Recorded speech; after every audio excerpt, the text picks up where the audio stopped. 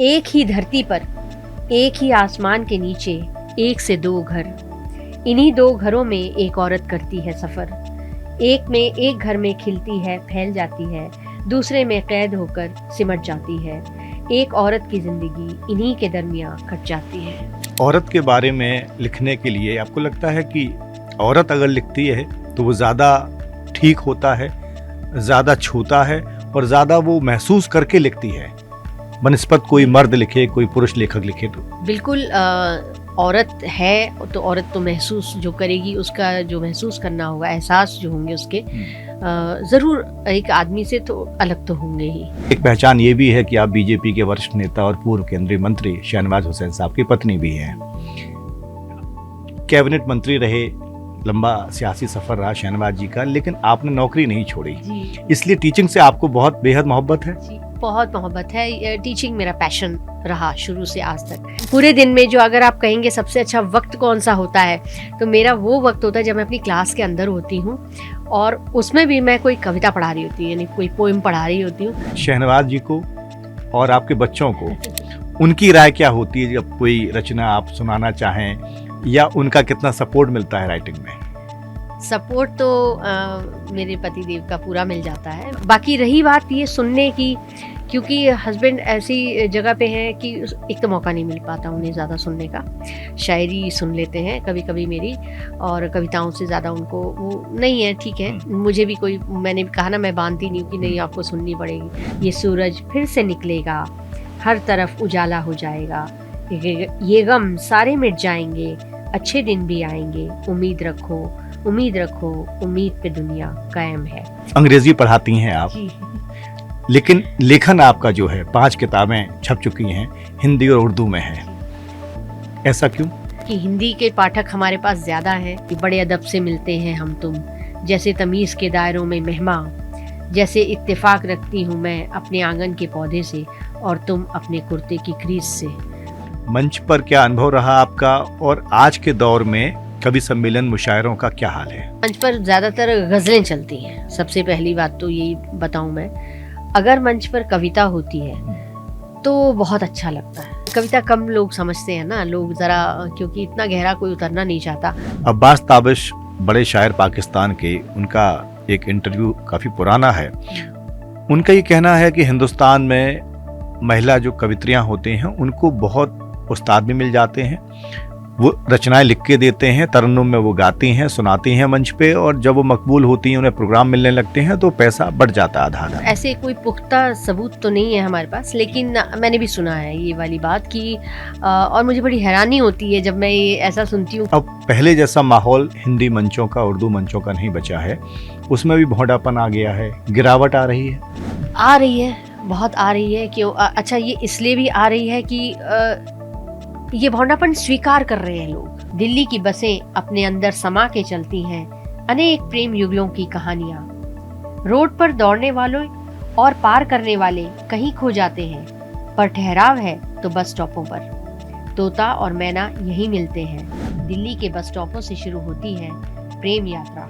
शहनवाज हुसैन साहब से आपकी पहली मुलाकात बस में हुई थी? जी जी जी, बिल्कुल। बस में ही आना जाना होता था। सीट दे देते थे, मैं भी, क्योंकि मुझसे पहले वो बैठ चुके होते थे, मुझे नहीं पता होता था, तो फिर मैं, मतलब ऐसे ही चलता था रोज। तो फिर धीरे धीरे बातचीत शुरू हुई, मैं थैंक्स करती थी, फिर धीरे धीरे बातें करते दोस्ती हुई। फिर सीट ऑफर करते थे शहनवाज हुसैन जी, और धीरे धीरे फिर आपकी दोस्ती हुई, बेतकल्लुफ होके बातचीत शुरू हुई, और वहीं से फिर प्रेम पनपा। जी बिल्कुल, वहीं से। आखिरी बार शहनवाज जी के साथ आप किसी पब्लिक प्लेस पे जाकर गोलगप्पे कब खाए आपने? इतना ख्याल रखते हैं मेरा, टचवुड की जाते शादी ब्याह में, किसी भी फंक्शन में जाते हैं, सबसे पहले पूछते भाई पहले बताओ गोलगप्पे हैं, ये गोलगप्पे खाएंगी, बस इनको गोलगप्पे खिला दीजिए, बाकी हमारा सबका मतलब मैं संतुष्ट हो गया अगर इसने गोलगप्पे खा लिए तो। प्यार को आप रोक नहीं सकते। जिस तरह पानी को अगर जमा कर दिया जाए, कैद कर लिया जाए, तो उसमें सड़ान हो जाती है, वो विषैला हो जाता है।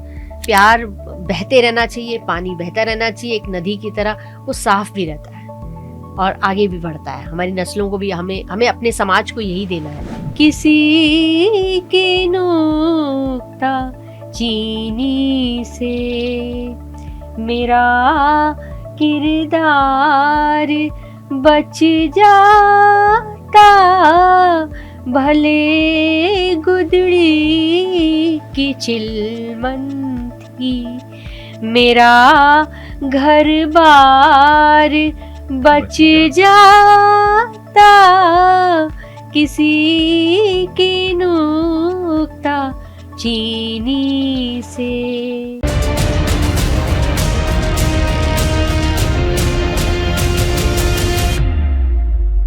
नमस्कार, आप देख रहे हैं न्यूज़ कॉरिडोर्स और मैं हूं आपके साथ Raghavendra Dwivedi. Weekend special series में बुक कॉरिडोर कार्यक्रम में आपका स्वागत है। आज स्टूडियो में जो मेहमान हमारे साथ हैं वो वाकई बहुमुखी व्यक्तित्व की धनी हैं, और ये लफ्ज़ मैंने इसलिए इस्तेमाल किया क्योंकि वो टीचर हैं, लेखिका हैं, अच्छी माँ हैं, अच्छी पत्नी हैं, सोशल दायरे में रहती हैं, सोशल कॉज में इन्वॉल्व रहती हैं और कई सारे अदबी कार्यक्रमों में शिरकत करती हैं, मंचों पर जाती हैं और अब तक उनकी 5 किताबें छप चुकी हैं। 6वीं किताब पर काम चल रहा है, वो भी जल्द सामने आएगी। तो इस तरह का व्यक्तित्व है रेनू हुसैन जी का। रेनू जी, स्वागत है आपका। नमस्ते, बहुत बहुत धन्यवाद। सबसे पहले आपने मुझे यहाँ पे आमंत्रित किया। आज आप मेरे बारे में इतने शब्द कह रहे हैं, मुझे बहुत बस ये है कि ईश्वर की कृपा है, थोड़ा बहुत लिख लेती हूँ, थोड़ा बहुत। हर स्त्री को इतना काम करना होता है। दिल्ली कब आपका आना हुआ और स्ट्रगल के दिन कैसे थे? जी, दिल्ली आना, मेरे फादर, उससे पहले मैं ये बताना चाहूँगी कि वो एयरफोर्स में थे। तो हम लोग, मेरा ज़्यादा जो चाइल्डहुड है, बचपन है, वो एयरफोर्स स्टेशंस पे भी था। हैदराबाद, आसाम, जामनगर, गुजरात, इन सब जगहों पे के बाद हम दिल्ली आ गए और यहाँ पे सेटल हो गए। और उसके बाद फिर कॉलेज मेरा यहीं हुआ। स्कूल के आखिरी मतलब 12th वगैरह वो भी यहीं से हुई। तो तब जैसे कि सभी के जीवन में होता है, एक मिडिल क्लास फादर है और उसके 4 बच्चे हैं, सबको पढ़ाना है। सबसे बड़ी मैं हूँ उनमें, और मैं एक बेटे की तरह फादर के साथ खड़ी हूँ कि मैं सबसे पहले कमाना शुरू करूँगी घर में और आपका साथ दूँगी, और ये सब चलता रहता था। और मेरे फादर को होता था कि नहीं, बस बच्चों को पढ़ाना है और पढ़ा के अपने पैरों पे खड़ा करना है, जो बहुत ही एक नॉर्मल जो घरों में होता है। तो उसी स्ट्रगल में मैंने अपनी फिर ये जॉब पाई। मैंने जो टीचिंग की थी, मतलब लगता था टीचिंग जो है लेडीज़ के लिए बहुत ही सिक्योर्ड और आराम जॉब है, कर लेंगी, घर भी चला लेंगी। तो बस वही लेके चले थे और शिक्षा दीक्षा दी। पिताजी ने पढ़ाया अच्छे स्कूल में, सेंट्रल स्कूल्स में। हमने फिर आगे बीएड करके हम टीचर बन गए। जी। कब पहली नौकरी लगी और शुरुआती जो संघर्ष रहा होगा उसको कैसे आप याद करेंगी, कैसे बयान करेंगी? ये संघर्ष देखिए मेरा नहीं, मेरे ख्याल मेरे जैसी सभी लड़कियों का, लड़कों का जो उस वक्त में से आए, उन सब का संघर्ष है ये।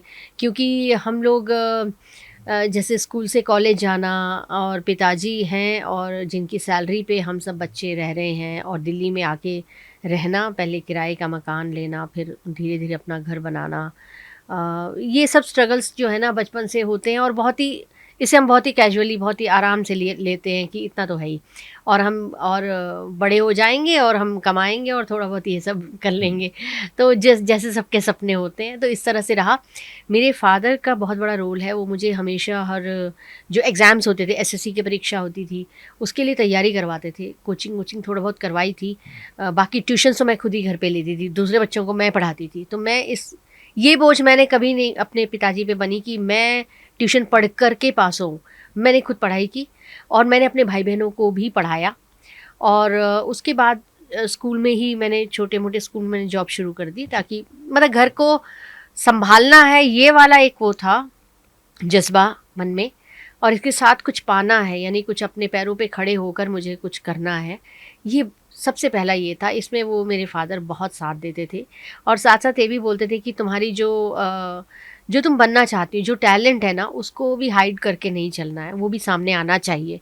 अगर तुम्हें लिखना अच्छा लगता है, क्योंकि लिखने का शौक़ शुरू से था, तो अगर कुछ लिखती थी या मंच पे, मैं स्कूल में बहुत मतलब को करिकुलर एक्टिविटीज़ में उसमें बहुत ज़्यादा पार्टिसिपेट करती थी। तो वो कहते थे डरना नहीं है, तुम्हें मंच पे भी भाषण भी देना है, तुम्हें नाटक भी करना है, तुम्हें थोड़ा संगीत भी करना है, थोड़ा लिखना भी है। इन सब चीज़ों में मैं बहुत पार्टिसिपेट करती थी, तो ये मुझे अच्छा लगता था। तो ये सब बेस बनता गया। और जैसा आपने जिक्र किया कि आपके फादर ने आपको बहुत सपोर्ट किया, लेकिन सबसे बड़ी संतान आप घर में जी। और आपके छोटे भाई बहन, उसका भी बोझ था कि उनको भी पढ़ाना है, उनको भी आगे बढ़ाना है। बोझ मतलब ऐसे कोई बोझ मुझ पे नहीं था, लेकिन मुझे लगता था कि वो लोग ट्यूशन क्यों लेंगे बाहर जब मैं पढ़ा सकती हूँ। मेरे फादर ने मुझे पढ़ाया, उनको भी पढ़ाया, तो जब पापा घर में हैं और पढ़ा रहे हैं और मैं पढ़ा रही हूँ तो फिर क्यों बाहर जाएंगे। तो मतलब हम सारे भाई बहन एक दूसरे को पढ़ाते पढ़ाते हम लोग बड़े हो गए। तो उसके बाद तो सब अपने अपने पैरों पे भाई, बड़ा भाई इंजीनियर बन गया और अच्छी जगह भी काम कर रहा है, छोटा भाई भी कुछ अपना ही काम कर रहा है, एयरपोर्ट पे है, और बहन ने भी जूडो कराटे में अपनी बहुत अच्छी वो MA किया था और ये सब किया था। तो फिज़िकल एजुकेशन में वो थी, तो अभी भी वो कहीं जॉब कर रही है। मतलब मेरे फादर का एक ही वो था कि बच्चों को शिक्षा अच्छी देनी है, क्योंकि घर में ये सब बातें होती थी। जब नानी के घर आते थे तो कहती थी कि तुम लोग, मम्मी को बोलती थी कि तुम लोग अपनी मतलब लड़कियों के लिए कुछ जोड़ते नहीं हो, दहेज में कुछ देना है, होता है जैसे माँओं का। तो लेकिन मेरे माँ बाप सबसे अलग थे, तो मेरे पिताजी कहते थे हमने जो शिक्षा दी है ना वही दहेज है, दहेज कुछ नहीं होता है, शिक्षा होती है। तो अभी अपने पैरों पे खुद खड़े होंगे, खुद कमाएंगे, तो ये हम करके देंगे। और वो दहेज ऐसा होता है जो कभी खत्म नहीं होता, जिसका कोई नुकसान नहीं होता, कोई साइड इफेक्ट नहीं होता। इंट्रो में मैंने आपके बारे में जो कुछ कहा वो तमाम पहचान तो हैं ही आपकी, लेकिन एक पहचान ये भी है कि आप बीजेपी के वरिष्ठ नेता और पूर्व केंद्रीय मंत्री शहनवाज हुसैन साहब की पत्नी भी हैं। कैबिनेट मंत्री रहे, लंबा सियासी सफ़र रहा शहनवाज जी का, लेकिन आपने नौकरी नहीं छोड़ी जी। इसलिए टीचिंग से आपको बहुत बेहद मोहब्बत है। जी, बहुत मोहब्बत है। टीचिंग मेरा पैशन रहा शुरू से आज तक।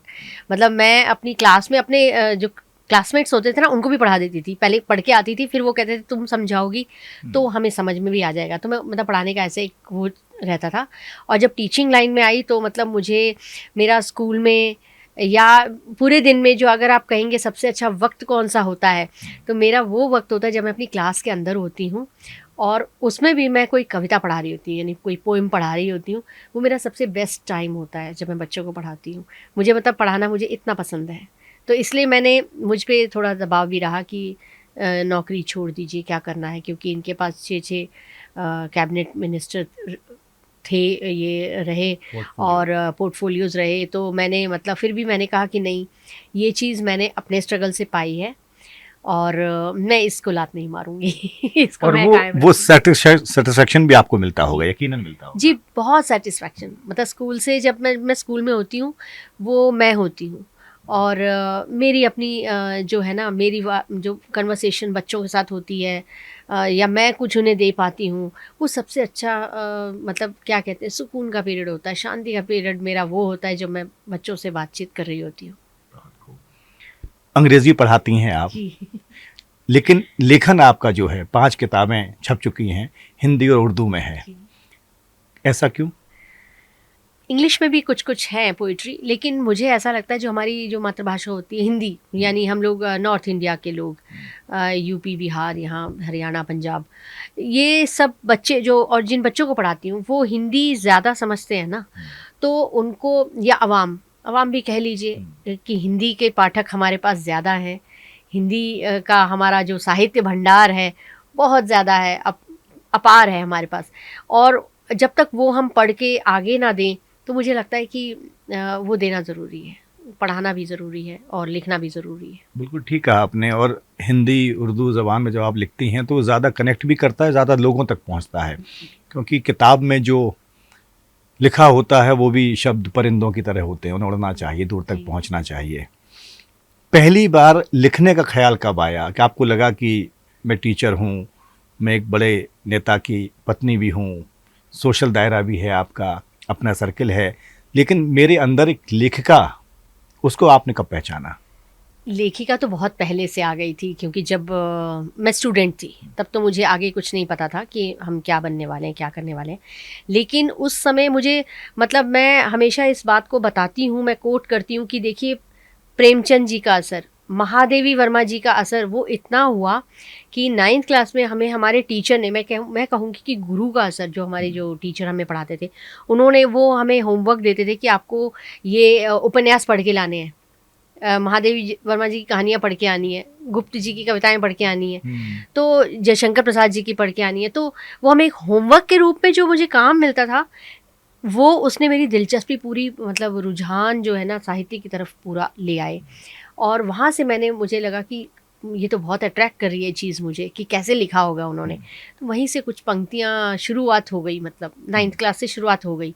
फिर वो टीचर को दिखाना, फिर टीचर ने बहुत प्रोत्साहन दिया कि हाँ नहीं, अच्छा लिख रही हो, कर रही हो, अच्छा लिखती रहो।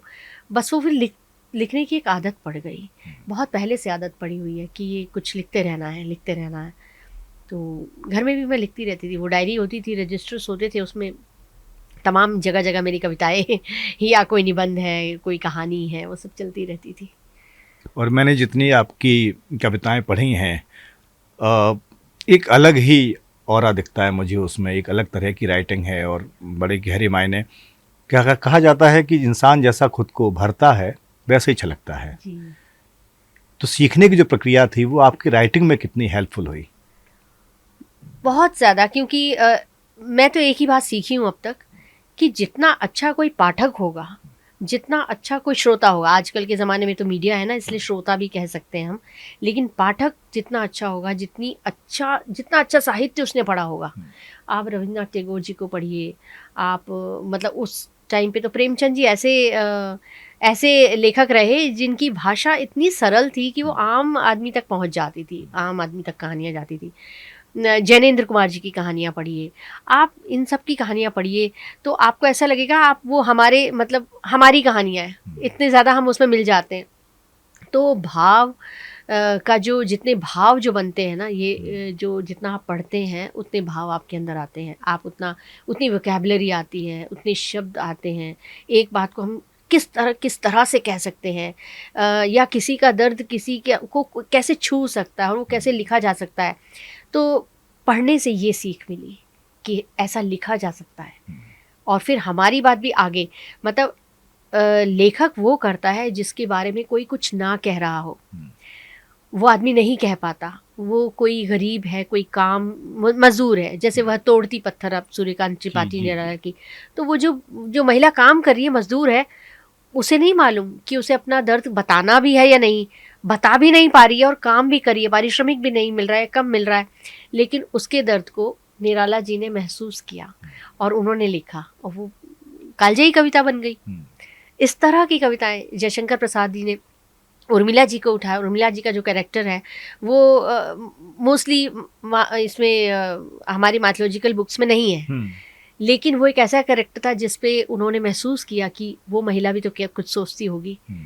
वो क्या, या यशोधरा का जो उन्होंने वो उठाया कि बुद्ध को तो सब जानते हैं लेकिन यशोधरा को कौन कौन जानता है।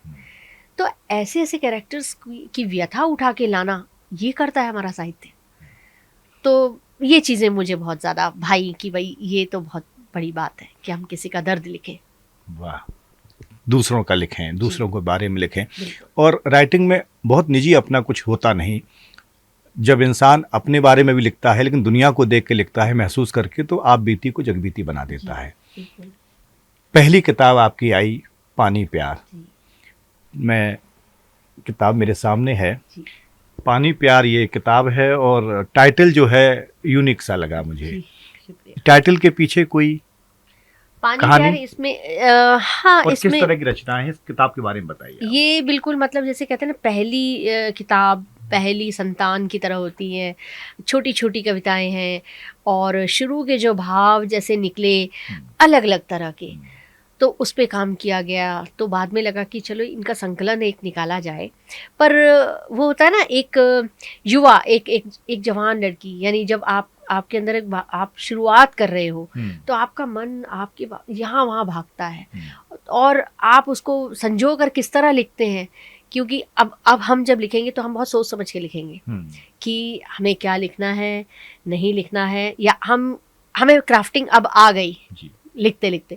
लेकिन जो पहली किताब होती है ना, उसमें कोई क्राफ्टिंग नहीं होती है, वो ऐसा लगता है बिल्कुल बेसिक रॉ मटेरियल जैसा होता है, कच्चापन भी होता है, बट वो ओरिजिनल बहुत लगता है, बहुत ओरिजिनल, बहुत साफ। इसकी सच्चाई, इसकी जो खूबसूरती होती है ना, इसका ओरिजिनलिटी होती है कि जो बिल्कुल सच्चा है। तो ये वो इसलिए ये मेरे दिल के करीब है, क्योंकि ये बिल्कुल ओरिजिनल लगती है मुझे। अभी भी मैं जब इसे बाकी से मिलाती हूँ, मैं कहती हूँ देखो मैंने कैसे लिखा था, लेकिन वो सच्चाई थी, वही सच्चाई थी। इसकी मैं आपको हाँ, इसमें कोई कविता जो आपके बहुत दिल के करीब हो, जिसको आप पढ़ना चाहें तो प्लीज पढ़ सकते हैं आप। एक है गजल रूप है, लेकिन तब पता भी नहीं था कि गजल कुछ हो भी रही है या नहीं। उम्मीद रखो, उम्मीद रखो, उम्मीद पे दुनिया कायम है। ये पतझड़ ढल जाएगा, फूलों पे बहार आएगी बहार। ये नफरत मिट जाएगी, महकेगा प्यार ही प्यार। उजड़ा घर बस जाएगा, खुशी में गम खो जाएगा। ये सूरज फिर से निकलेगा, हर तरफ उजाला हो जाएगा। ये गम सारे मिट जाएंगे, अच्छे दिन भी आएंगे। उम्मीद रखो, उम्मीद रखो, उम्मीद पे दुनिया कायम है। ये मतलब आप देख रहे होंगे कि बिल्कुल एक बच्चे की जैसे राइम होती है, वो छोटी वो होती है ना, लेकिन ये सच्चे भाव हैं, उद्गार हैं, तो इससे लिखा गया। और बहुत पॉजिटिविटी है कि उम्मीद पर ही दुनिया कायम है। सूरज निकलेगा, उजाला होगा, हाँ, नफरत मिटेगी, प्यार का बोलबाला होगा। हाँ, तो ये एक बाल मन से निकली हुई वो लाइनें हैं जो वाकई रेलिवेंट हैं, पहले भी थी, आज भी और हमेशा रहेंगी, हमेशा रहेंगी। इसमें एक और मैं आपको एक कविता जो हमेशा लोग उसको कोट करते हैं, औरत की जिंदगी। एक ही धरती पर, एक ही आसमान के नीचे, एक से दो घर। इन्हीं दो घरों में एक औरत करती है सफ़र। एक घर में खिलती है, फैल जाती है, दूसरे में कैद होकर सिमट जाती है। एक औरत की ज़िंदगी इन्हीं के दरमियाँ कट जाती है। तो ये भी एक औरत का संघर्ष है, क्योंकि स्त्री लेखन है तो स्त्री की बात तो ज़रूर आएगी, ज़रूर ही आएगी।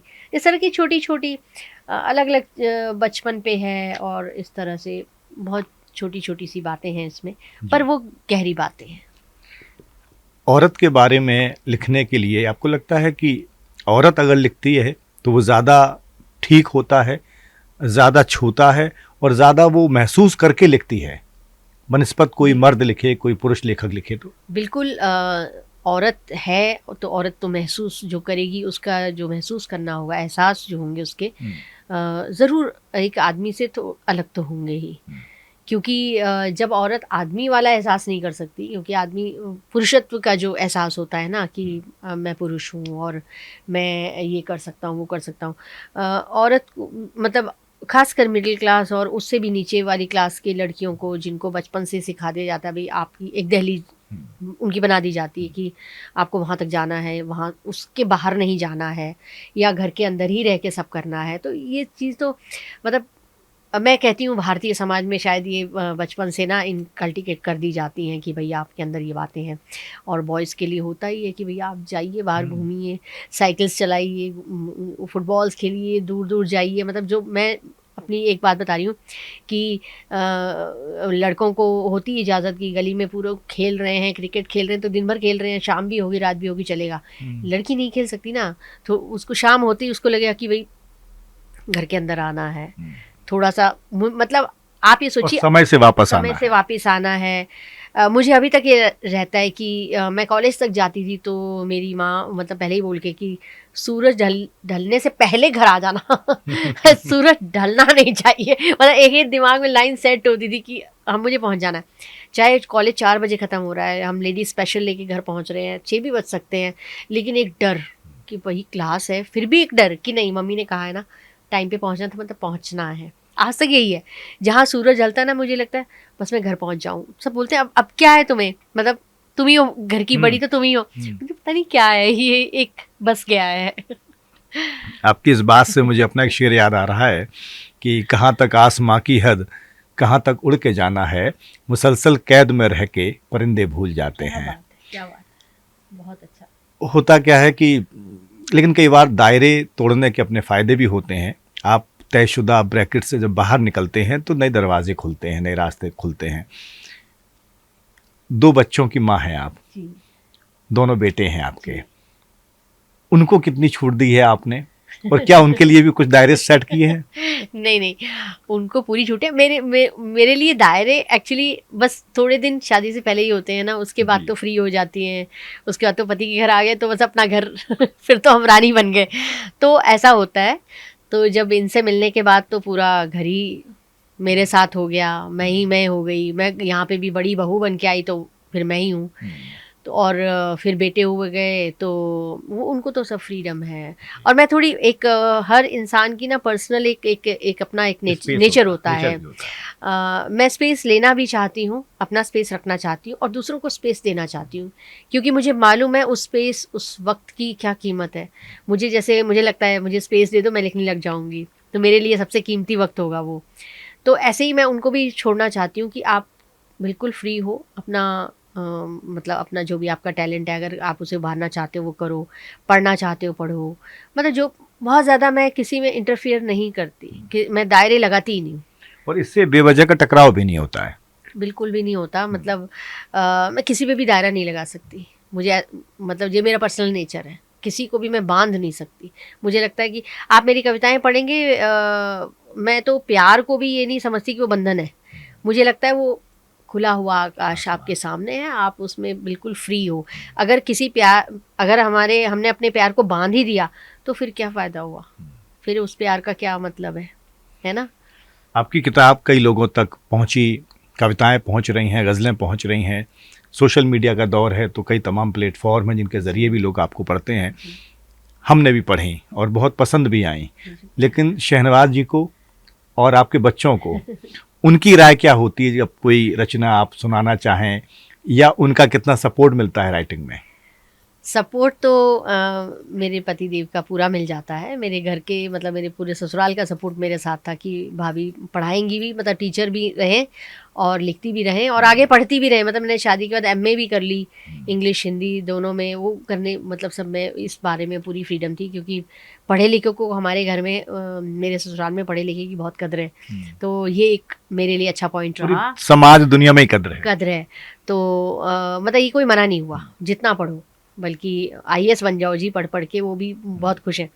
तो और इसी तरह से बाकी रही बात ये सुनने की, क्योंकि हस्बैंड ऐसी जगह पे हैं कि एक तो मौका नहीं मिल पाता उन्हें ज़्यादा सुनने का।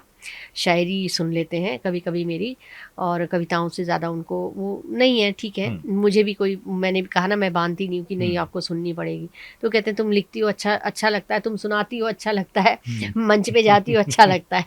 और बच्चे भी उसी तरह के हैं। लेकिन मेरा छोटा वाला बेटा, उसको मेरे साहित्य से बहुत प्यार है, तो वो थोड़ा खुद भी लिखता है कभी कभी। बड़ा भी सुन लेता, वो पापा पे है कि मम्मी लिख रही है, बहुत अच्छा लग रहा है। दूर से देख लेते हैं, अच्छा आप काम कर रहे हो, लिख रहे हो, बहुत अच्छा, आप मंच पे जा रहे हो या कभी दिख रहे हो हमें बोलते हुए, कुछ तो अच्छा लगता है उन्हें। बीच बीच में आते जाते छोटा वाला पूरा सुनता है, उस पर अपनी राय देता है और खुद भी लिखता है थोड़ा बहुत, जैसे कभी कभी। तो वो मतलब थोड़ा सा मेरी तरह है। दूसरी किताब आपकी जैसे, जी। और ये भी मेरे सामने है किताब, मैं दिखाऊं, ये किताब का टाइटल जैसे, नीचे रेनू हुसैन लिखा हुआ है और पत्तियों की फोटो कवर पे। जी। इसके बारे में बताइए, तो कवर के बारे में और टाइटल के बारे में। हर किताब के टाइटल के बारे में जरूर पूछूंगा, क्योंकि आपकी किताबों के टाइटल बहुत अलग तरह के हैं। शुक्रिया। तो इसके कवर से पहले मैं देखी पानी प्यार की, ये एक बच्ची ने बनाया था जी। और वो बहुत छोटी सी बच्ची थी, उसने बनाया था। उसने जो है ये अब बस ऐसे ही कुछ पेंट किया था, उसके बाद ये हमें पसंद आ गया। मुकेश मानस मेरे एक अच्छे साहित्यकार थे और अब वो इस दुनिया में नहीं है, बहुत ही अफसोस की बात है। लेकिन उनका बहुत साथ रहा मेरा। उन्होंने कहा था दीदी आप, वो हमेशा मेरा साथ देते थे कि आप जो भी लिखती विकती हैं, हम लोग एक दूसरे को दिखाते रहते थे और उसे ठीक भी करते रहते थे, और इन सब पे उनका बहुत बड़ा हाथ है।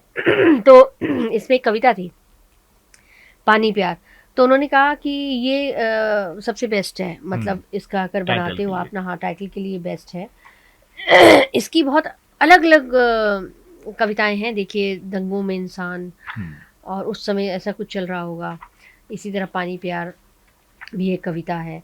यानी जो प्यार है ना वो पानी की तरह होना चाहिए। जब आपने टाइटल का पूछा तो मैं बता रही हूँ कि प्यार जो है पानी के प्यार को आप रोक नहीं सकते।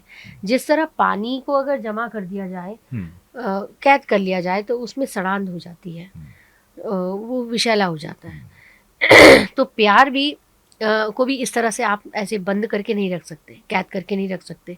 थोड़े दिन बाद प्यार में से भी ना बदबू आने लगेगी। तो प्यार तमाम बुराइयां भी पैदा हो जाती हैं पानी कैद करने से, मच्छर पैदा होंगे, कीचड़ हो जाएगा, तमाम चीज़ विषैला हो जाएगा। तो इसी तरह प्यार को भी बहते रहना, बहता हुआ पानी अच्छा होता है, इसी तरह प्यार भी बहते रहना चाहिए। यानी अगर हमारे अंदर प्यार है तो मैं अपने परिवार में दूंगी वो प्यार, अपने बच्चों में, और आगे मतलब एक्सटेंडेड फैमिली मेरे जिसमें, अगर देखिए हर घर का, हर रिश्ते का बेस जो है वो प्यार होता है। अगर घर में प्यार नहीं है, एक सास बहू में प्यार नहीं है, देवरानी जेठानी में प्यार नहीं है, नंद भाभी में प्यार नहीं है, बहन बहन में प्यार नहीं है, तो फिर आप समझ सकते हैं वो घर कैसा होगा और कैसे वो रिश्ते मतलब आगे कैसे चलेंगे। एक शेर की आपने फिर याद दिला दी अपनी बातचीत से। देखिए कि सबका अलग अंदाज था, सब रंग रखते थे जुदा, रहना सभी के साथ था, सो खुद को पानी कर लिया। बिल्कुल। तो प्यार के रंग में ये भी एक मतलब निकल रहा है कि पानी जिसमें मिलेगा जिस रंग में वैसे ही हो जाएगा। हाँ, ये आपने एक नया इसका मतलब बताया मतलब। और वही यही है कि प्यार बहते रहना चाहिए, पानी बहता रहना चाहिए एक नदी की तरह, वो साफ भी रहता है और आगे भी बढ़ता है। हमारी नस्लों को भी, हमें अपने समाज को यही देना है। प्यार का मतलब दो लोगों के बीच में वो नहीं है, वो सीमित नहीं है। प्यार का माने बहुत बड़ा है। प्यार का माने मतलब लोग गलत ना समझें, क्योंकि बिना प्यार के आपका समाज, आपका देश, आपका घर नहीं रह सकता। उसके लिए बहुत ज़रूरी है कि दिल में प्यार की गर्मजोशी रहे और जीने की जिंदगी के लिए बुनियादी शर्त भी है। जी बिल्कुल। क्योंकि आप घर लौट के आते हैं, आगे की या अपने बच्चों की आगे का देखते हैं, तो जब तक हमारे दिल में प्यार नहीं होगा, उनके दिल में हमारे लिए नहीं होगा, तब तक वो आगे बढ़ेगा नहीं।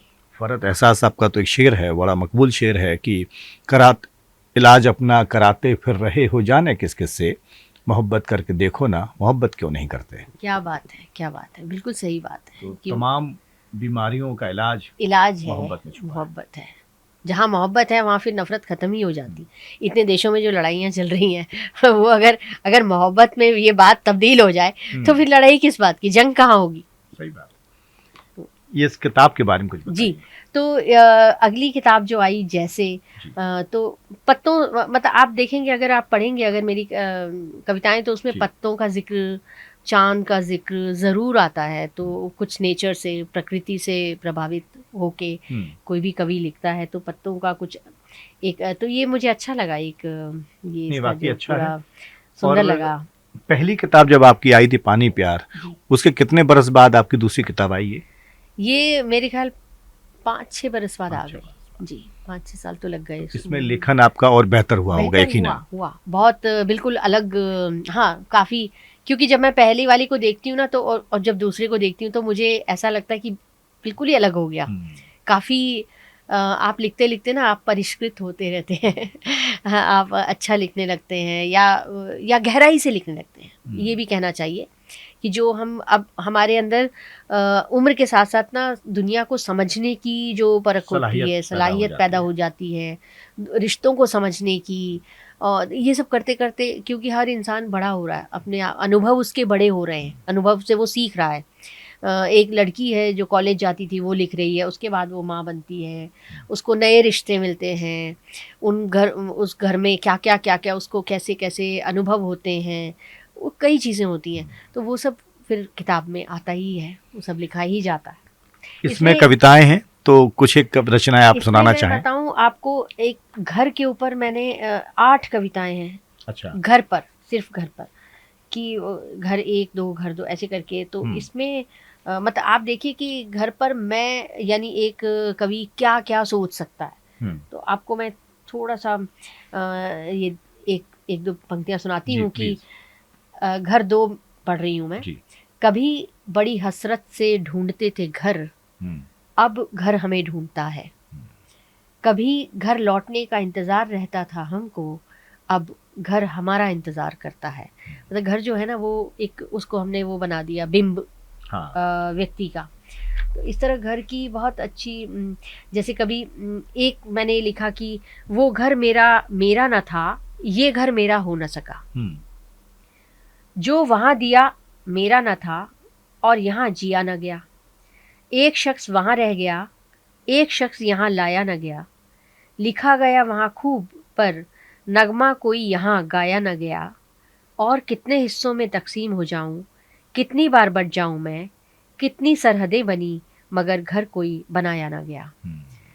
तो ये एक भाव है, एक विचार है जो इसको सब अलग अलग तरीके से ले सकते हैं। पढ़ के इंसान को कहीं ले जाता है, क्योंकि तकसीम होना कहीं से अच्छी बात नहीं होती। हाँ। और नूर साहब का तो दूसरा मुझे याद आता है कि इतने हिस्सों में बढ़ गया हूँ मैं कि मेरे हिस्से में कुछ बचा ही नहीं। हाँ। ये कुछ इस तरह से ही हुआ। या कभी ऐसा लगता है कि आज कहीं से त्योहार खरीद लाने को दिल है, चाहे कितना बेमोल हो, आज दिल है चांद को अर्श के पर्दे से खींच थोड़ा बाहर निकालूं और सजदे में झुका दूं सारी कायनात। फिर मिट्टी के खिलौने नाचें खुद में रूहें भर भर कर, दर्द को उतार फेंका जाए और एक चश्मा बहा दिया जाए पहाड़ों के सीनों से। कुछ ऐसे नाचे जंगल जैसे पिता के बाहर जाने पर बचपन खरीद लाता था मुट्ठी भर बारिश, आसमां भर पतंगें, चंद कदमों पर तपती छतें, कच्चे आम और अमरूद तोड़ने को कुछ पत्थर और फ़कत एक दोपहरी। ऐसा कुछ जी चाह रहा है। मतलब इस तरह की बहुत चीज़ें हैं। अलग अलग घर पर हम जैसे ये लिखा गया कि बड़े अदब से मिलते हैं हम तुम, जैसे तमीज़ के दायरों में मेहमान, जैसे इत्तेफाक रखती हूँ मैं अपने आंगन के पौधे से और तुम अपने कुर्ते की क्रीज से। तो ये सब छोटी छोटी चीज़ें हैं, छोटे छोटे भाव रहते जैसे हैं। आपने इसमें जिक्र किया कुर्ते की क्रीज से, वो कहीं ना कहीं है, गहरे मायने हैं। हाँ हाँ। तो कविता तो बात तो गहरी करती है। ये सब है ही। ऐसे रहते हैं हम तुम साथ साथ, जैसे शीशे के पार तो आ जाती है धूप मगर पूरी साफ गोई छुपाकर, और चांदनी बस खिड़की भर तक। ऐसे झांकते हैं हम तुम एक दूजे में जैसे पुराने आईने में हो सूरत, या झील देखती हो चांद का चेहरा बदल बदल कर। ऐसे रहते हैं हम तुम साथ साथ। अब बहुत चीज़ें हैं इसके पीछे, बहुत चीज़ें ये कविता कहती है। कविता में अपने एहसास का जो सागर भरा है, तो ये कुछ अलग ही निकलता है फिर। और पढ़ने वाले के ऊपर भी होता है कि किस कैफियत से पढ़ रहा है, और वो अगर राइटर की कैफियत तक पहुंच पाता है तो वो सही मतलब तक पहुंच जाता है। बिल्कुल बिल्कुल। मतलब घर से ही हम सब कुछ सीखते हैं। एक जैसे घर साथ कविता कहती है, घर कब दुनिया से अलग होता है, घर के रिश्तों में भी दुनियावी जहर होता है, दुनिया में भी मोहब्बत के दिए जलते हैं, आंखों में दर्द और होंठों पर राग गीत सजते हैं। घर की दीवारें बहुत ऊंची हों, खिड़कियां बंद और छतें सील जाती हों, सांस लेने को हवा बस दुनिया में ही मिलती है, तभी तो बाहर निकल जाने को की चाह जगती है। मैंने तो घर से ही सीख ली दुनियादारी की पढ़ाई, रिश्तों के नकाब और उनके पीछे की सच्चाई। वाह। अब वाह। ये भी एक, हम सब ऐसा नहीं है कि हमें दुनिया में बाहर जाना पड़ेगा, घर भी बहुत बड़ी चीज़ होती है। तो इस तरह से ये सब है, छोटी छोटी सब कई कविताएं हैं। अच्छा रेणु जी, एक बात बताइए कि लिखने में तो आपकी दिलचस्पी बहुत शुरुआती दौर से ही रही है, मंचों पर भी आप जाती हैं जी। मंच का अनुभव क्या कहता है? बाकी किताबों पर भी हम बात करेंगे, मंच पर क्या अनुभव रहा आपका, और आज के दौर में कवि सम्मेलन मुशायरों का क्या हाल है? मंच पर देखिए, मंच पर ज़्यादातर गज़लें चलती हैं। सबसे पहली बात तो यही बताऊं मैं, अगर मंच पर कविता होती है तो बहुत अच्छा लगता है, क्योंकि कविता, जैसे अभी हम लोग बात करें कविता की, कविता गहराई में उतार देती है, कविता पे बात होती है, एक एक कविता पे सोच होती है, विचार किया जाता है, तो वहाँ बैठा जाता है सुकून से, कविता सुनी जाती है, एक एक व्यक्ति की समझी जाती है। लेकिन आजकल क्या हो रहा है कि गज़ल कविता कम लोग समझते हैं ना, लोग ज़रा क्योंकि इतना गहरा कोई उतरना नहीं चाहता। गज़ल 2 मिसरों की बात होती है और रवानगी होती है। जैसे होता है ना, गीत चलते हैं, जी, गाने जी, चलते हैं, जी। गज़ल चलती है। तो गज़ल जल्दी लोगों तक पहुँचती है और तरन्नुम से तो और ज़्यादा सुनी जाती है, गाई जाती है। तरन्नुम की आपने बात की। अब्बास ताबिश बड़े शायर पाकिस्तान के, उनका एक इंटरव्यू काफ़ी पुराना है।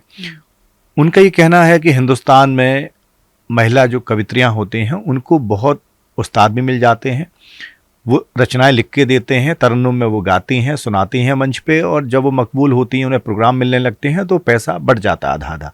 क्या ये सच है? क्या सच्चाई है इसमें? देखिए, ऐसे कोई पुख्ता सबूत तो नहीं है हमारे पास, लेकिन मैंने भी सुना है ये वाली बात कि और मुझे बड़ी हैरानी होती है जब मैं ये ऐसा सुनती हूँ कि अच्छा, ऐसा मतलब ऐसे उस्ताद होते हैं जो लिख के दे देते हैं और महिला उसे पढ़ती है। मतलब मुझे तो कभी भी ऐसा, अगर मुझे कोई लिख के दे, मुझे तो कभी वो नहीं लगेगा कि मैं अपने कलाम के अलावा मतलब किसी ने लिख के दिया और अपने नाम से पढ़ूँ। ये मैं कभी भी मतलब नहीं कर पाऊँगी।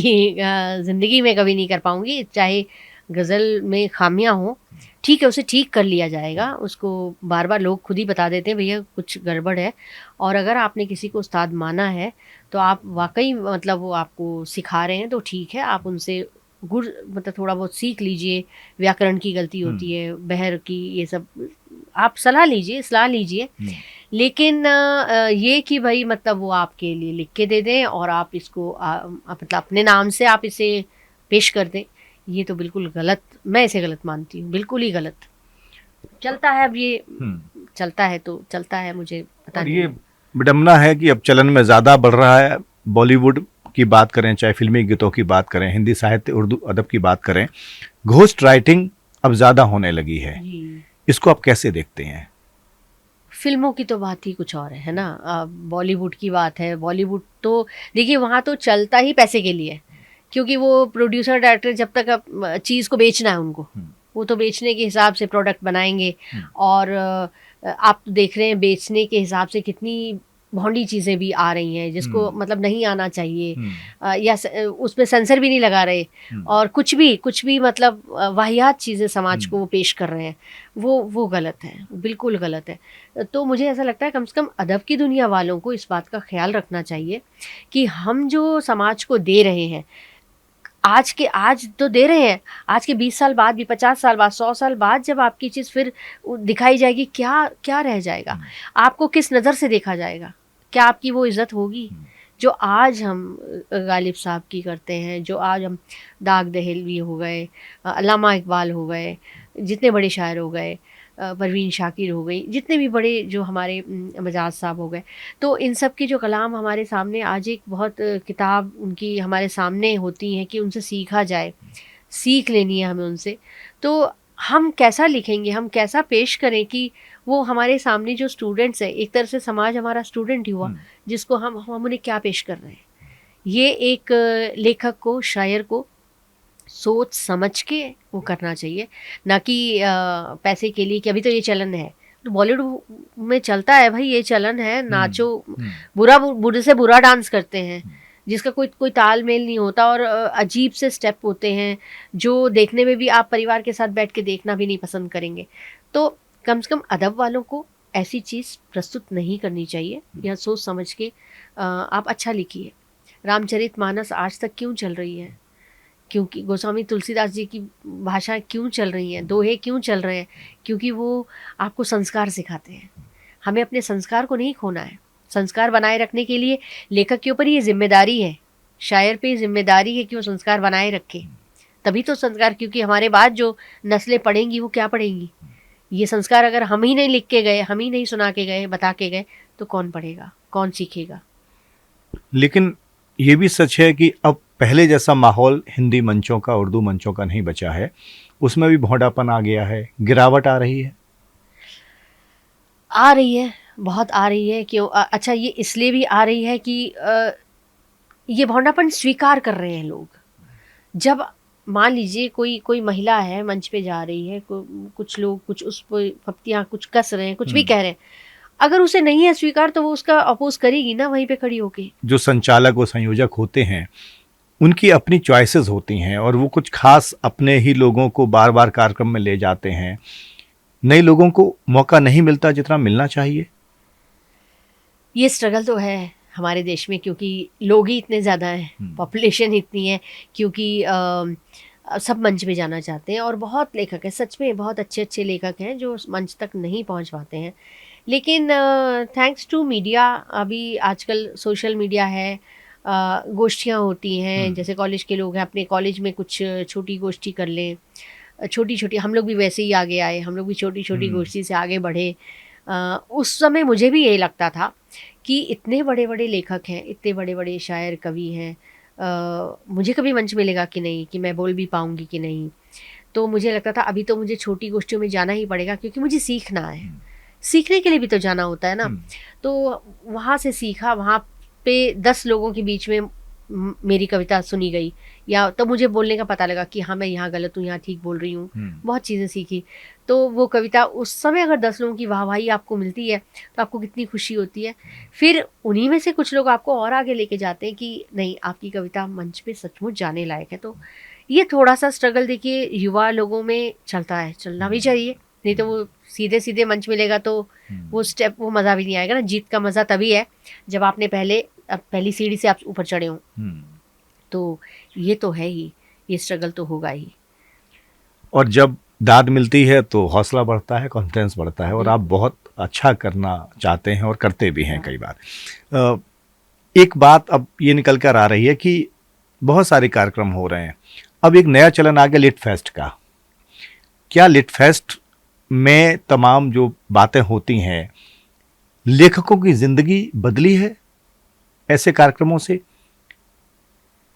देखिए, लिट फेस्ट से जितने अभी जो मैंने लिट फेस्ट में मैं गई हूँ, उनमें तो आजकल बहुत सारे हो रहे हैं, मतलब छोटे छोटे लोग भी अपना एक लिटरेरी फेस्टिवल मना देते, बन गया जी बहुत बड़ा फेस्टिवल।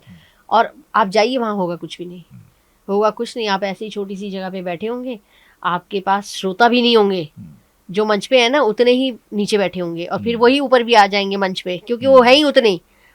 और बस पीछे पोस्टर बहुत बड़ा सा होता है, बदलते रहेंगे, बस सेशन बदलते रहेंगे, बहुत बड़ा पीछे पोस्टर लगा होगा।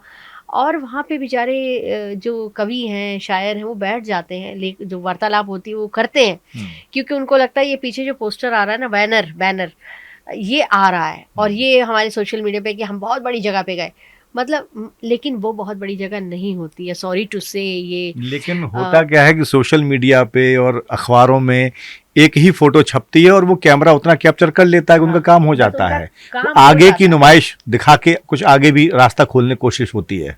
हाँ ये है, लेकिन मतलब मैं इस चीज़ से बहुत खुश नहीं हूँ, क्योंकि उस समय ना लेखक अपनी मजबूरी में आया होता है, जो कवि है वो अपनी मजबूरी में आया, उसको वही कि मुझे आगे कुछ मिल जाएगा, इसलिए बेचारा वो स्टेप भी गरल मतलब पी लेता है, चुपचाप बैठा रहता है। उसको तो कई बार तो आयोजक लोग जो होते हैं इस तरह पीता है, गला नीला भी नहीं होता। हाँ शिव तो बन नहीं सकते आजकल कोई भी, सच तो बोल नहीं सकते ना, सत्यम शिवम सुंदरम, शिव बनेगा तो सत्य भी चाहिए। हाँ तो वो जो आयोजक होते हैं, आपको क्या बताऊं मैं, कि चाय पानी भी नहीं पूछते, मतलब कि भाई वो बेचारे आए हैं, और कुछ तो उम्र दराज लोग होते हैं, बड़े बड़े आते हैं, उनको आप कुछ पूछ ही नहीं रहे, उनको कुछ दे ही नहीं रहे। तो बहुत दुख होता है ये कि भाई वो एक आदमी इतनी दूर से आया है, आप उसको, आपने पैसे तो ज़रूर लिए होंगे, देखिए जहाँ पे उन्होंने जगह बुक की है, उनका पूरी साठगांठ कहाँ कहाँ से वो लेके आए होंगे। तो बेचारे जो बोल रहे हैं, वो जो इतनी मेहनत से लिख के लाए हैं, वो केवल इसलिए कि 5 मिनट हमें बोलने का अवसर मिल जाए, क्या उनको नहीं बनता कि उन्हें कुछ दिया जाए, उन्हें कुछ तो दिया जाए, पारिश्रमिक, कुछ सम्मान, अच्छा चाय नाश्ता कुछ, या ट्रैवल अलाउंस, कुछ नहीं मिलता है, नथिंग। क्योंकि तभी उनकी आर्ट को भी इज्जत मिलती है, तभी आर्ट को इज्जत मिलेगी ना। वो कहेंगे हम इतने वर्षों से जो लिख रहे हैं, आज किसी ने ये मतलब इसको माना। अब आपको पता है, मुझे हिंदी साहित्य अकादमी से पानी प्यार किताब के लिए 10,000 रुपये मिले, चेक मेरे घर में आया।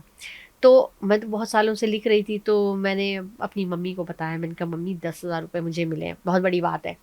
तो कहती है ओह शुक्र है तेरी कविताओं से पहली बार कुछ आया। मतलब कहती है इससे क्या ही मिलेगा, मतलब माँ तक का ये सोचना है कि क्यों लिख रही है, क्या मिलेगा इससे। मैंने कहा मम्मी ये पैसे के लिए नहीं है, ये मेरी अपनी सेटिस्फैक्शन है और मुझे इसे पढ़ना है, और आज मुझे मिला इसलिए मैं आपको दिखाने आई हूँ। हालांकि कुछ भी नहीं मिलता है, लेकिन बस वो 10,000 मुझे ना लाखों से बड़े लग रहे थे। मतलब कोई ऐसी कोई बात नहीं कि मुझे मिले ही, नहीं भी मिले तो चलेगा, लेकिन वो जो मिले थे ना वो मेरे लिए सचमुच लाखों से ज़्यादा। मुझे लगा अरे हिंदी साहित्य से मुझे पैसे मिले तो बहुत बड़ी बात है।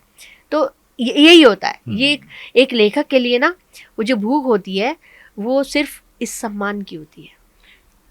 रेणु जी, कार्यक्रम कई तरह के होते हैं, साहित्यिक कार्यक्रम, और आज के दौर में देखा जाता है कि कई कॉरपोरेट भी अब आगे आ रहे हैं, शामिल होते हैं, आयोजक बनते हैं। क्या उस पहलू को आप देखें तो लगता है कि जो बड़े कॉरपोरेट हाउस हैं उनको आना चाहिए, उससे पारिश्रमिक अच्छा मिलेगा, राइटर्स की ज़िंदगी में सुधार आएगा, बेहतर होंगे।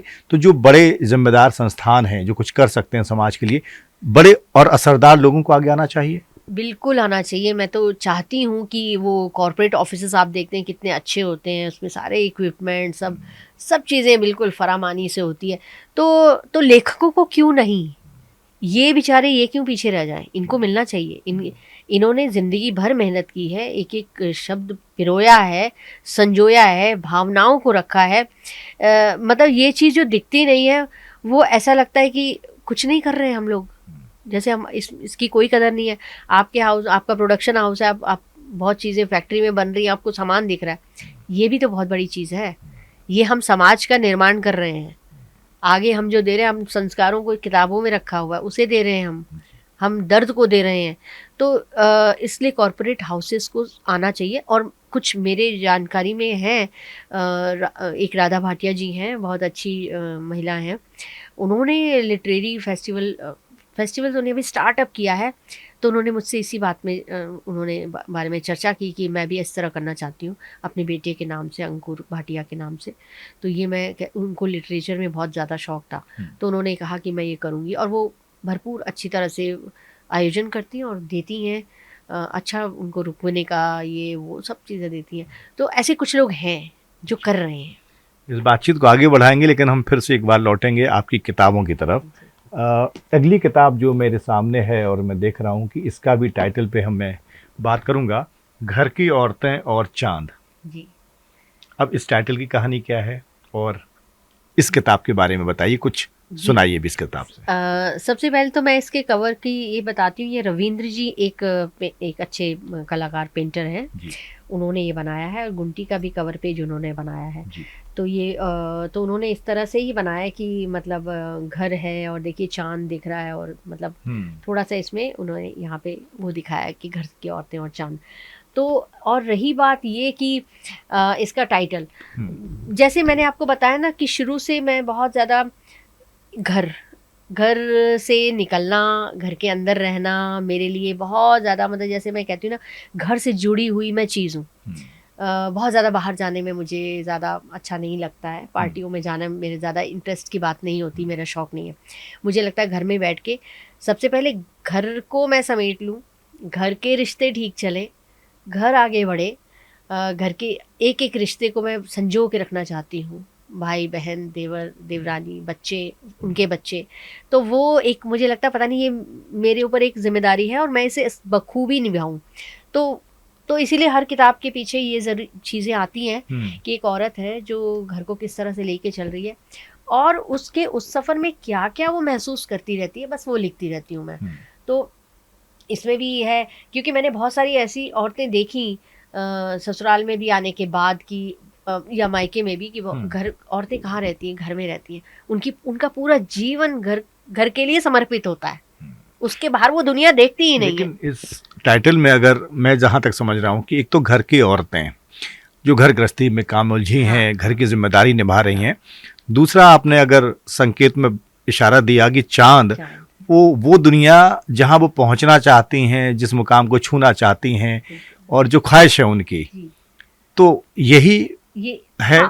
हाँ, ये आपने भी एक नया इसको आयाम दे दिया।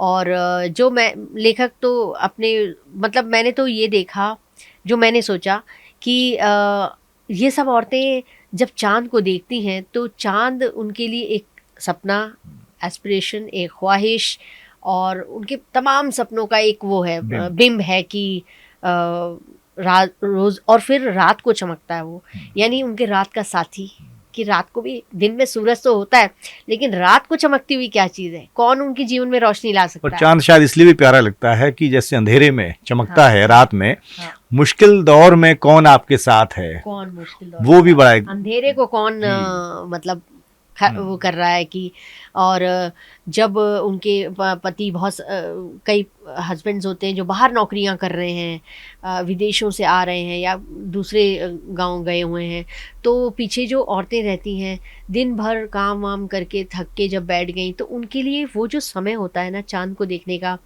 वो एक समय होता है कि जैसे चांद और वो एक बात और करने के दूसरी लिए। तरफ ये कि अंधेरा जो है उदासी और तन्हाई का भी प्रतीक होता है। हाँ, तो और चांद तो चांदनी बिखेरता है तो वो जी। अच्छा होता है।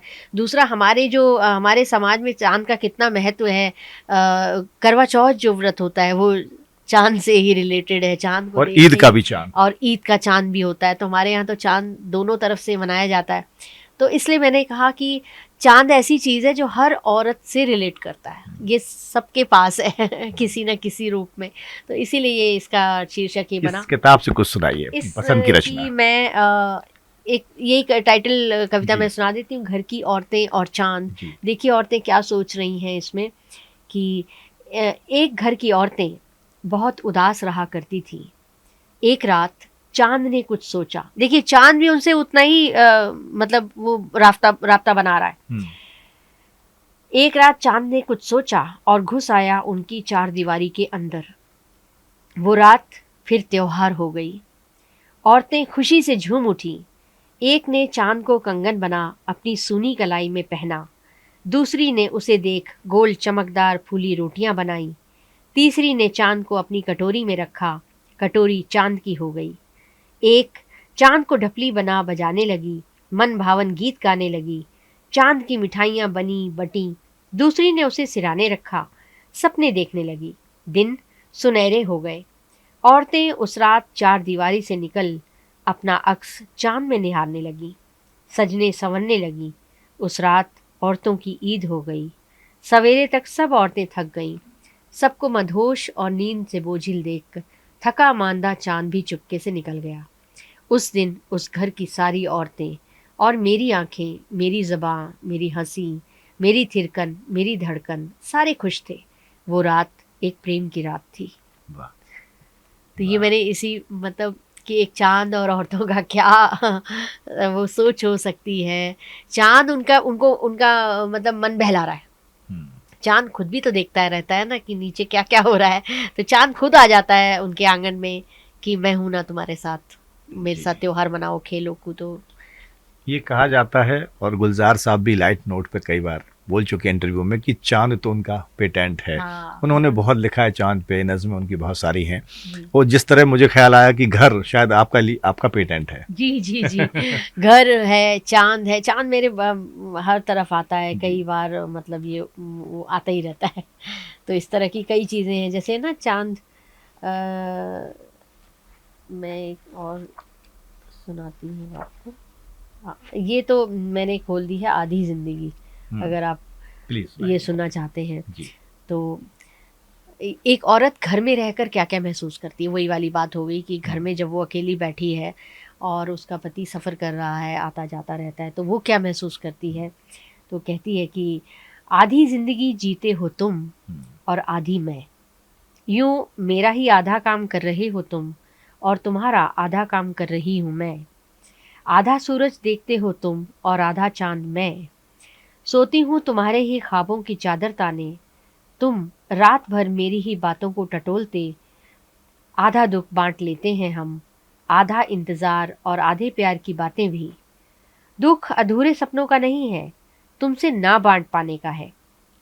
जो दिल के अंदर जी रहा है उसी आधे दुख को होठों पे रख मिलती हूँ तुमसे आधी मुस्कान के साथ।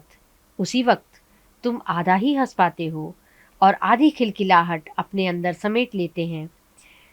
तुम्हारे आधे सामान को देख मैं जानती हूँ कि तुम करते हो आधा ही सफ़र, जबकि हम चले थे साथ साथ, मंजिल दोनों की तय थी, मगर अभी हम अधूरे रास्तों पर हैं। वैसे साझा किया था हमने, एक वादा एक जान बनकर, जीने को एक ही जिंदगी, आधी सांसें ले रहे हो तुम और आधी मैं, यूं आधी आधी जिंदगी जी रहे हैं हम। वाह, बहुत अधूरेपन शुक्रिया को किस जाविये से आपने लिखा है। जी, शुक्रिया। बहुत बहुत खूब, तो बहुत खूब। यही होता है कि अगर कोई औरत लिखती है तो वो अपने आप को कभी अकेला तो नहीं महसूस करती, क्योंकि उसके साथ उसका लेखन होता है, उसकी कलम होती है। तो जो भी उस वक़्त उसके जो भाव आ रहे हैं, विचार आ रहे हैं, वो उसे उसे लिखती है। तो मेरे ख़्याल ये सब औरतों की कहानी भी होती है। अलग अलग हम जुड़ जाते हैं जी, सबसे। जैसे घर की बात हुई, चांद की बात हुई, आजकल कश्मीर बहुत सुर्खियों में है। जी। कुछ दिन पहले पहलगाम में जो हमला हुआ, उसके बाद स्ट्राइक हुई पाकिस्तान पर। कश्मीर पर कभी लिखा कुछ आपने? जी। कश्मीर की खूबसूरती को भी कई लोगों ने बयान किया अपनी जी, कविताओं में। बिल्कुल, बिल्कुल। मैंने कश्मीर पे लिखा है और मैंने जहाँ-जहाँ मैं सफ़र किया है, जहाँ-जहाँ यात्रा पे गई हूँ, कभी घूमने कहीं गई, कभी कहीं, तो वहाँ की जो भी वहाँ की मतलब जो मुझे खूबसूरती जिस नज़र से मैंने देखा, एक कवि की नज़र से, उसको मैंने लिखा है। कभी-कभी तो इतिहास वहाँ उस जगह का जो इतिहास है, उसको भी लिख डाला। तो इस तरह की कई कविताएँ हैं। तो कश्मीर का ज़िक्र किया है तो मैं डल जी, जी, डल झील की झील। एक कविता आपके सामने रखती हूँ, दास्तान-ए डल। ये डल थी क्या, ठंडे पहाड़ों से घिरी, अपनी चादर पर शिकारे बिछाए और हाउस बोटों में जिंदगियां पालती, कहवे के जायके के साथ, कांगड़ी के धुएं को हाथों में ले, अपने अक्स में उगते ढलते सुबह और शाम लिए, जमी पर जन्नत को रूबरू करती, ये डल ही थी ना। चनारों से घिरी गर्म शॉलों और फिरनों में नावों पर फल सब्जियां बेचते खिंचे चेहरे लिए, पश्मीना भेड़ों के पीछे, कभी सूरज को पहाड़ पर ढूंढते, कमल ककड़ी सी आधी डूबी आधी जीती, बर्फीली दोपहरी और रातें लिए, ये डल ही थी ना। कश्मीरी मेलों से घिरी, रंग बिरंगे देसी परदेसियों से भरी, भीने भीने गीतों और संतूर के संगीत से सजती, बादामों अखरोटों के पेयों से महकती, कल्हड़ की रात तरंगिणी और मम्मट के काव्य उभारती। हाँ, ये डल ही थी। ये जो भी हादसा हुआ उस पे ये कविता बिल्कुल जा रही है। हाँ, ये डल ही थी, मगर ये क्या हुआ है डल को कि सफ़ेद बर्फ के पहाड़ भी दिख रहे हैं लाल अब, और डल के किनारों पर कश्तियाँ दम तोड़ रही हैं, क्योंकि पिछले जो हालात हुए, और उनमें बिखरी बिलखती ज़िंदगियों के साथ रहता है खौफ। अब आवाज़ें पुलिस की गाड़ियों की और बूटों की गश्त कर रही हैं। गोलियों की गूंज से दहल गई है वादी। क्या हो गया है मेरे कश्मीर के नगीने को, इसकी चमक धीमी पड़ गई है। ये किस आँच में दम तोड़ने को है, ये किसकी नज़र खाए जा रही है इसे। आज मेरे कश्मीर का मुख सूख गया है। हिमालय उदास हताश निराश आँखों से देख रहा है अपनी हसीन जवान केसर से सुर्ख गालों वाली डल बिटिया को, खोकर अपना वकार चुप ही रहती है वो अब, ये डल ही थी ना। वाह, तो बीच ये में कुछ बड़ा मार्मिक, और बाकी अब देखिए इसमें शिकारा भी है, बोट हाउस भी है, जी। बहुत सारे हाँ, इवेंट हाँ। उठाए आपने, तो पूरा एक लाइव एक तस्वीर खींच दिया आपने डल झील और कश्मीर के बारे में। जी, जी।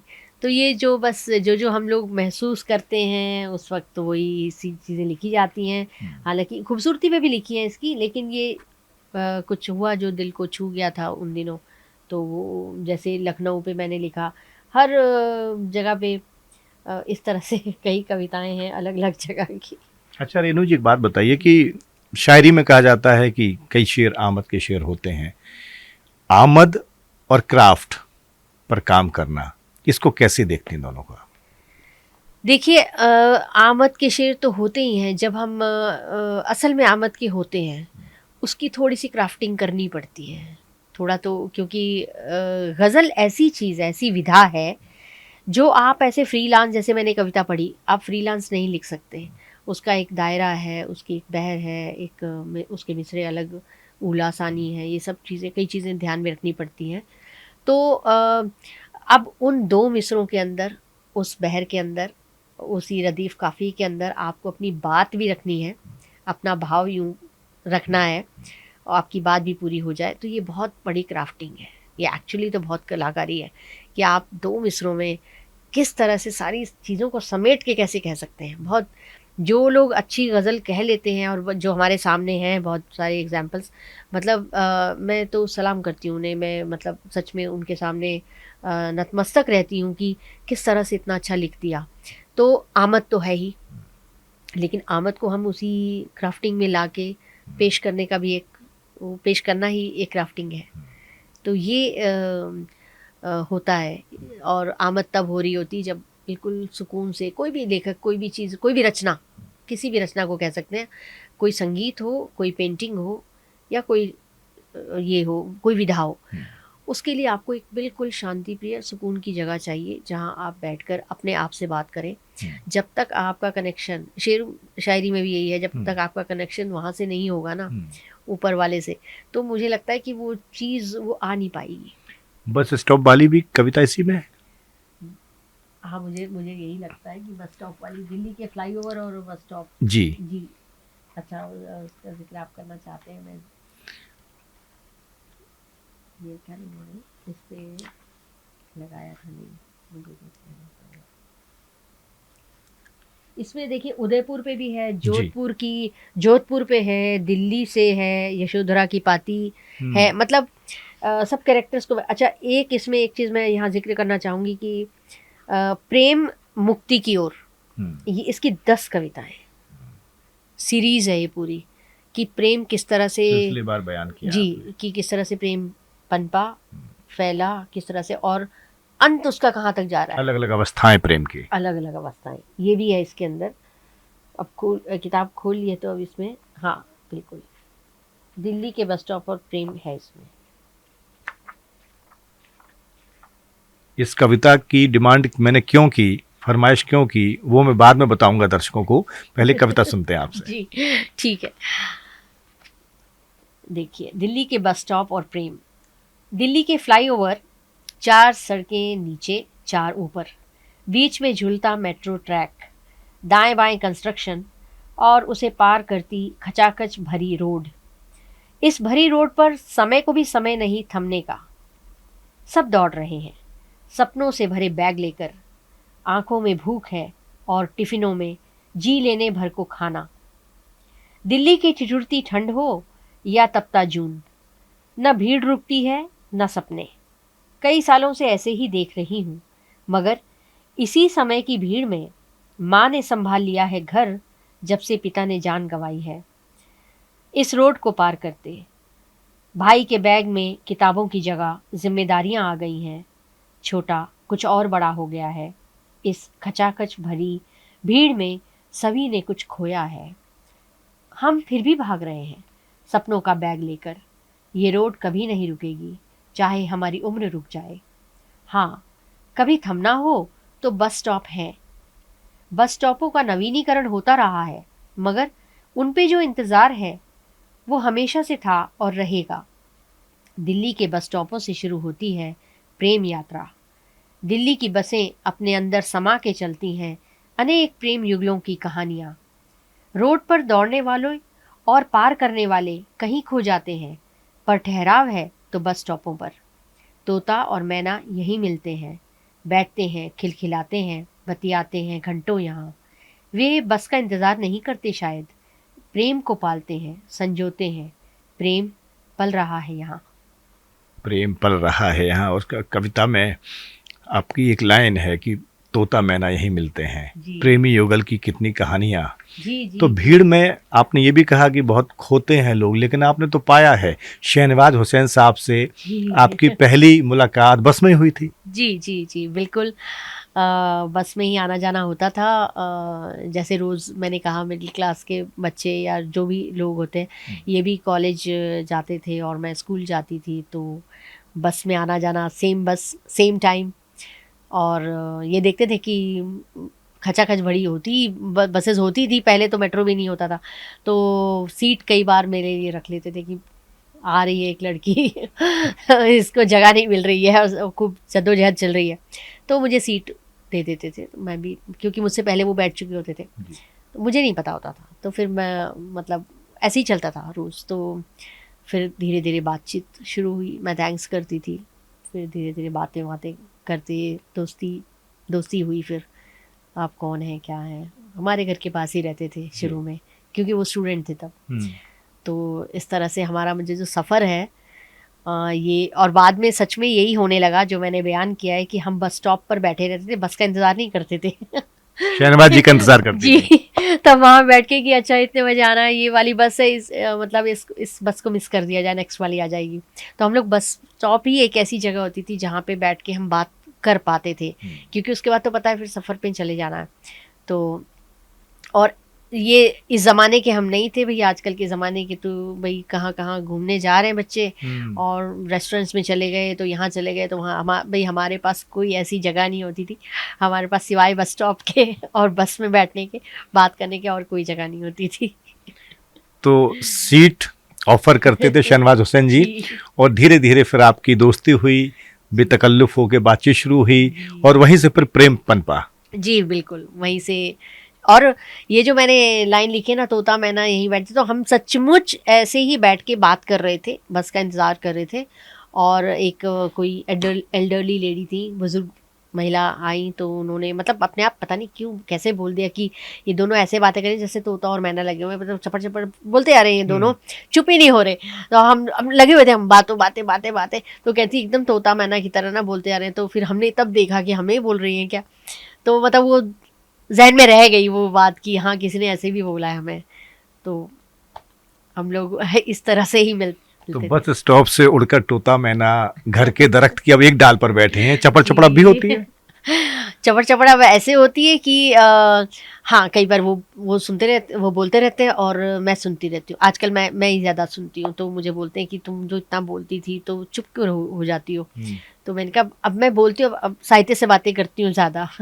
यूं कह लिया करिए कि मैं आपको मौका दे रही हूँ, भड़ास निकालिए अपनी। हाँ बोलते रहिए। नहीं वो शुरू से खूब बोलते थे, पर मेरी भी खूब सुनते थे। अभी भी क्या होता है कि अब होता है ना वही महिला, आपने कहा ना कहाँ कहाँ तकसीम हो जाऊं, तो मैं अब क्या है माँ भी बन गई, और घर में बाकी लोगों से भी बात करना है। अब क्या होता है मेरी डिमांड ऐसी हो गई है कि घर में मेरी देवरानी बोलती भाभी मेरे पास बैठिए, देवर बोलते हैं भाभी हमसे बात कर लीजिए, फादर इन लॉ थे तो कहते बेटे बेटा इधर आके पहले मुझसे बात करो, कोई मेहमान आ गए उनसे बात करो। तो सब जगह मुझे बातें बहुत सारी करनी होती हैं, तो वही कर रही होती हूँ। तो जब तक इनके पास पहुँचती हूँ ना चुप हो जाती हूँ, कहते हैं अब क्या हुआ। अच्छा रेणु जी, प्रेम कहानी आपकी शुरू हुई बस से, बस स्टॉप पे पली बढ़ी, और वो आगे आपने घर बसाने का फैसला किया। आजकल प्रेम में बहुत तरह की चीज़ें आ गई जो बैरियर का काम करती हैं। खाप पंचायत से लेके तमाम लोग प्रेमी और प्रेमिकाओं के खिलाफ जाके जो फैसले देते हैं, और ख़ास तौर से हिंदू मुस्लिम धर्म का जो एंगल होता है उस पर बहुत विवाद होता है। बटा हुआ धड़ाव समाज लगने लगा है। कैसे देखती हैं आप इस चीज़ों को, क्योंकि प्रेम न धर्म देखता है, न जाति देखता है, न कोई बंधन देखता है, और आप हिंदू धर्म से थी, शहनवाज भाई मुस्लिम थे, तो आपकी शादी ब्याह में कोई रुकावट या कितनी मुश्किलें आई या नहीं आई? नहीं ऐसी कुछ खास मुश्किलें नहीं आई, इसलिए नहीं आई क्योंकि एक तो मेरे फादर, हम लोग हरियाणा के हैं, सोनीपत की हूँ मैं, मेरे फादर एयरफोर्स में थे, तो ये मुझे बहुत अच्छा एक वो मिल गया कि डैडी बहुत ही मतलब ख्याल उनके वैसे वो गांव वाले विचारों के नहीं रहे, वो ब्रॉड माइंड हो गए। मम्मी भी वैसी थी, तो उनको ज़्यादा कोई मम्मी इनसे मिल चुकी थी, मतलब मेरे घर के सब लोग इनसे मिल चुके थे, तो इनको सब पसंद करते थे शुरू से ही, मेरे भाई बहन भी, मम्मी पापा भी, सब लोग कहते थे नहीं अच्छा लड़का है, एजुकेटेड है, इंजीनियरिंग कर रहा है, सब ठीक है। तो थोड़ा सा जहाँ पे हिंच होता था वो कि मुस्लिम है, तुम कैसे रहोगी ये वो, तो मैंने कहा कि उनके यहाँ भी कोई प्रॉब्लम नहीं है और हमारे यहाँ भी कोई प्रॉब्लम नहीं है, आप लोगों को भी मेन है। मैंने कहा देखिए जिस व्यक्ति के साथ मुझे रहना है वो व्यक्ति बहुत अच्छा है, दरअसल उस व्यक्ति में ऐसी कोई बात ही नहीं है कि जो मतलब धर्म और ये वाली बातें करे। मैं बिल्कुल फ्रीडम से हूँ अपने घर में, मेरी मदर इन लॉ, मेरे फादर इन लॉ, सब ने मुझे बहुत फ्रीडम दी हुई थी, बिल्कुल तुम आज़ाद रहो। और मतलब मैं अपनी मदर से कहती थी कि मुझे मेरी सास ने आपसे ज़्यादा प्यार करती हैं, वो मुझे आपसे ज़्यादा मानती है मुझे, मतलब मुझे इतने, बल्कि वो कहती थी बेटा बेटा तुम पढ़ती रहो, लिखती रहो, जो भी आप देखते हैं कि मतलब एक मुस्लिम घर में आने के बाद भी मुझ पे कोई ऐसी कभी रोक टोक ही नहीं थी, मैंने कभी ऐसा वो ही नहीं था। ये लोग भी, मेरा ससुराल बिहार में ज़रूर है, लेकिन मैं अपने सास ससुर को कहती थी ऐसा लगता है आप लोग लंदन से आ रहे हैं, मतलब इतने ब्रॉड माइंड आप कैसे हैं। कहते हैं हम ऐसे ही हैं। अब गांव में रहने का ये मतलब नहीं है कि हम बहुत ही पिछड़े और ये वो, मतलब बहुत ही इजी गोइंग था, लिबरल, बहुत लिबरल घर। क्योंकि मुझे मैं आपके यहाँ सौभाग्यशाली हूँ इस मामले में बहुत। मैं आपके यहाँ कई दावतों में शरीक हुआ जी। और बड़ा जश्न जी। देखे मैंने। दिवाली भी उसी शिद्दत से मनती है, जी, इतनी जी, खुशी जी। से, उसी खुशी से ईद भी मनती है। जी जी बिल्कुल बिल्कुल, दिवाली भी बहुत खूब, हमारा घर पूरा सजा होता है खूब। बच्चे जो हैं, मतलब मेरे देवर के बच्चे जो हैं, वो उनको पहले से ही होता है, वो रंगोली बनाते हैं और पटाखे वटाखे तो खूब, मतलब पूरी डिमांड होती है। अभी तो वो नो क्रैकर्स वाला आ जी। गया है, लेकिन जब वो जी, और जी। छोटे थे तो ये सब होता था। लेकिन रंगोली तो बड़ी अच्छे से, दिए विए पूरे हम हर जगह लगाते हैं, सब चीज़ें होती हैं। होली में भी हमारे बच्चे पूरे एकदम अच्छी तरह से खेलते हैं। मेरे हस्बैंड को खुद ही वो ज़्यादा ही वो होते हैं, एक्साइटेड हो जाते हैं होली में, बहुत खुशी से होली भी मनाते हैं। तो सब चीज़ें चलती हैं हमारे घर में। 3 किताबों पर बात हो गई। अब रेणु जी, मैं आपकी चौथी किताब, ये है मेरे सामने, इसका नाम है गुंटी। जी। ये नाम बड़ा यूनिक सा लगा मुझे, और गुंटी नाम रखने के पीछे क्या वजह है? गुंटी दरअसल इसमें 11 कहानियाँ हैं इस कहानी संग्रह में। एक कहानी है जिसका नाम ही गुंटी है, और गुंटी जो है एक कैरेक्टर है, एक पात्र है, एक, बल्कि मैं बताऊंगी कि एक जानवर है, मतलब मुर्गी है, मुर्गी का नाम है ये। उस पे एक कहानी लिखी गई है। तो लेकिन ये कहानी मेरी पहली कहानी भी है। सबसे पहली कहानी जो मैंने कॉलेज के टाइम में लिखी थी वो गुंटी थी। तो उस पे वही मुकेश मानस का फिर मैं नाम लूँगी कि मैंने बस लिख दी थी, और मैंने जैसे उनको दिखाती थी कि देखना भैया कैसा है ये सब, तो उनका दीदी आपने तो गज़ब कर दिया, बहुत अच्छी कहानी है ये, इसको आप छपवाइएगा। ये तो तब तो छपाने का दिमाग में कुछ ऐसे आता नहीं था, बस लिख के रखी हुई थी। लेकिन फिर आगे कहानियाँ जब होती गई तो फिर ये संग्रह आ गया। इससे पहले की जो 3 किताबों पर हमने बात की, वो तीनों काव्य संग्रह थे। पहला ये कहानी का संग्रह था जी। तो विधा ये स्विच किया आपने, मुश्किल हुई, या ये भी एक अंदर से नहीं चीजें आ रही थी? मैंने कुछ भी स्विच नहीं किया। कहानियां और कविताएं, ये दो चीजें साथ चल रही थी। अच्छा। कहानियां दरअसल समय मांगती हैं, लिख लिख के रखती रहती थी। हाँ। लेकिन वो कहानी लिखती रहती थी। मैं ठीक उसी समय से कहानी लिख रही हूँ जिस समय से मैं कविता लिख रही हूँ। मतलब कॉलेज में मैंने पहली कहानी लिख ली, पैरेलल चल रही थी चीजें, पैरेलल चल रही थी, दोनों चीजें साथ साथ, निबंध, कहानियाँ, ये सब चलती रहती थी। पर छपने की बारी इनकी बाद में आई, क्योंकि कहानियों का संकलन, मतलब कहानियाँ जमा हो, इतनी हो, कविता तो एक एक पृष्ठ की होती है तो फटाफट छप गई है। तो कहानी में थोड़ा समय इसलिए लगा, वरना मैं कहानी पहले से लिखती थी। और फिर बाद में मुझे समय कम मिला।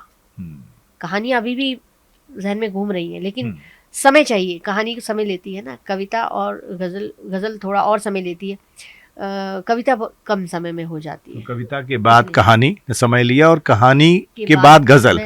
तो आपकी जो 5वीं किताब है, मैं मुंतजिर हूँ तेरे वास्ते, उसके बारे में कुछ बताइए। तो ये कुछ गज़लें मैं लिखने लगी। इसमें इसका श्रेय मैं आदरणीय लक्ष्मी शंकर वाजपेयी जी, बहुत अच्छे कवि हैं, गज़लकार हैं, उनको देना चाहूँगी, क्योंकि मेरी पहली किताब में एक गज़ल थी, हादसा सा हो गया, एक लम्हा खो गया। तो उन्होंने वो पूरी पढ़ी, उनको विमोचन पे, वो हर किताब के विमोचन में वो आए, तो उन्होंने मुझे कहा कि कविताएं तो सब हैं, लेकिन गज़ल भी है तुम्हारी, तो तुम ऐसा करो, गज़ल पे काम करो। तो मैंने कहा कि गज़ल तो मुझे, मतलब बिल्कुल उसका तो ABCD भी नहीं आता, बिल्कुल भी नहीं। और ये मैंने गज़ल लिखी है, कहते हैं तुमने लिखी है, इसमें 2 हैं बल्कि, कौन है अपने कौन पर आए, चेहरे सारे सामने आए। तो उन्होंने कहा ये 2 तो हैं तुम्हारी पूरी अच्छी खासी बनी हुई 5-5 शेरों की। तो मैंने कहा अच्छा, मुझे नहीं पता सर। तो ये उनकी बात बस रख ली। उसके बाद में ये सब किताबें आ गई। उसके बाद वो कहते थे गज़ल पे काम करो, कभी कभी मिल जाते थे, गज़ल पे काम करो, तुम गज़ल पे काम क्यों नहीं करती हो। तो फिर उनके कहते कहते मैंने गज़ल पे सचमुच काम करना शुरू किया, और पूरा बहर और ये वो तब यहाँ ध्यान गया कि ये भी किया जा सकता है। फिर वो होने लगा, और अब तो मतलब बहुत रुझान मेरा इधर आ गया। उन्होंने मुझे ग्रुप से जोड़ा, उन्होंने कई चीज़ों से जोड़ा, मंचों से भी जोड़ा कि चलो कोई बात नहीं। मैं तो मतलब टूटी फूटी गज़ल भी सुना देती थी, कहते थे कोई बात नहीं तुम सुनाओ, गजल मत कहा करो, बस ये कहा करो एक रचना सुना एक रहे हैं। रचना सुना रही हूँ, गजल मत कह देना, क्योंकि अभी तुम हम्म। वो नहीं हो। तो मैंने कहा हाँ जी ठीक है। तो उनकी मैं खूब मतलब वो बताते रहते सिखाते रहते थे, तो काफ़ी चीज़ें मैंने उनसे सीखी। फिर धीरे धीरे धीरे धीरे मतलब इस तरह से गज़ल की किताब आई।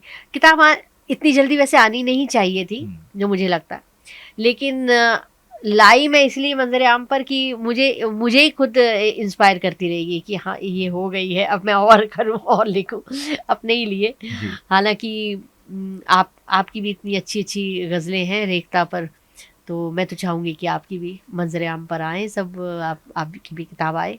अब ईश्वर चाहेगा तो फैसला उसके बिल्कुल हाथ में बिल्कुल, है, क्यों जल्द नहीं, आएगी। मैं ये बिल्कुल चाहूंगा कि कोई गजल आप पढ़ना चाहें, सुनाना चाहें क्यों दर्शकों नहीं। मैं तो तरन्नुम से भी पढ़ती हूँ और को। आप तरन्नुम से सुनाएंगे तो बहुत बेहतर रहेगा।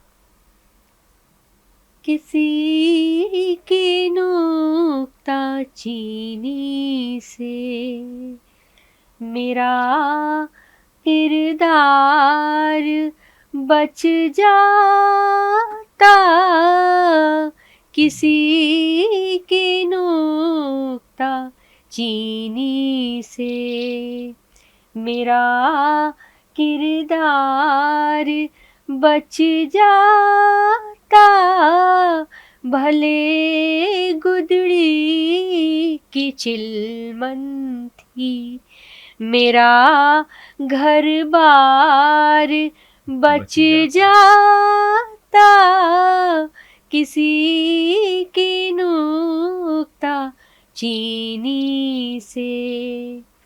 और शेर देखे कि बड़ी ही आरज़ू से सींच कर घर को सजाया था, बड़ी ही आरज़ू से सींच कर घर को सजाया था, बड़ी ही आरज़ू से सींच कर घर को सजाया था, कम से कम दिल ही रख लेता, कम से कम दिल ही रख लेता, मेरा शहकार बच जाता,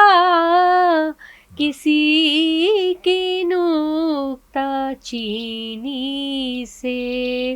एक शेर और है इसका कि जी प्लीज। किसी के रश्क ने तोड़ा मेरी हर एक निशानी को, किसी के रश्क ने तोड़ा मेरी हर एक निशानी को, किसी के रश्क ने तोड़ा मेरी हर एक निशानी को, मैं जैसी थी उसी की थी, मैं जैसी थी उसी की थी, मेरा आकार बच जाता, किसी की नुक्ता चीनी से। वाह वाह वाह, बहुत खूब बहुत खूब, मेरा आकार बच जाता। वाह, बहुत शुक्रिया, बहुत शुक्रिया। मंचों पर भी आप तरन्नुम से पढ़ती हैं आमतौर? हाँ, मंचों में भी तरन्नुम तहत दोनों होते हैं। कभी समय कम होता है तो तहत से पढ़ देती हूँ, और समय रहता है जब कहते हैं, कई बार तो लोग खुद बोलते हैं कि नहीं आप तरन्नुम से ही पढ़िए, तो फिर मैं तरन्नुम से पढ़ देती हूँ। अच्छा रेणु जी, लोग आपको पढ़ते हैं, आपकी किताबों को पढ़ते हैं और आपको सुनते भी हैं। अब जी। तो यूट्यूब पर बहुत सारा कलाम भी, जी। लेकिन आप किसको पढ़ते हैं? आपकी पसंदीदा शायर कौन है? देखिए, जब मैंने गज़ल लिखना शुरू की थी तो मुझे कुछ लोगों ने सलाह दी, बहुत अच्छी सलाह दी थी कि अगर आप लिख रही हैं तो परवीन शाकिर को पढ़ जाइए।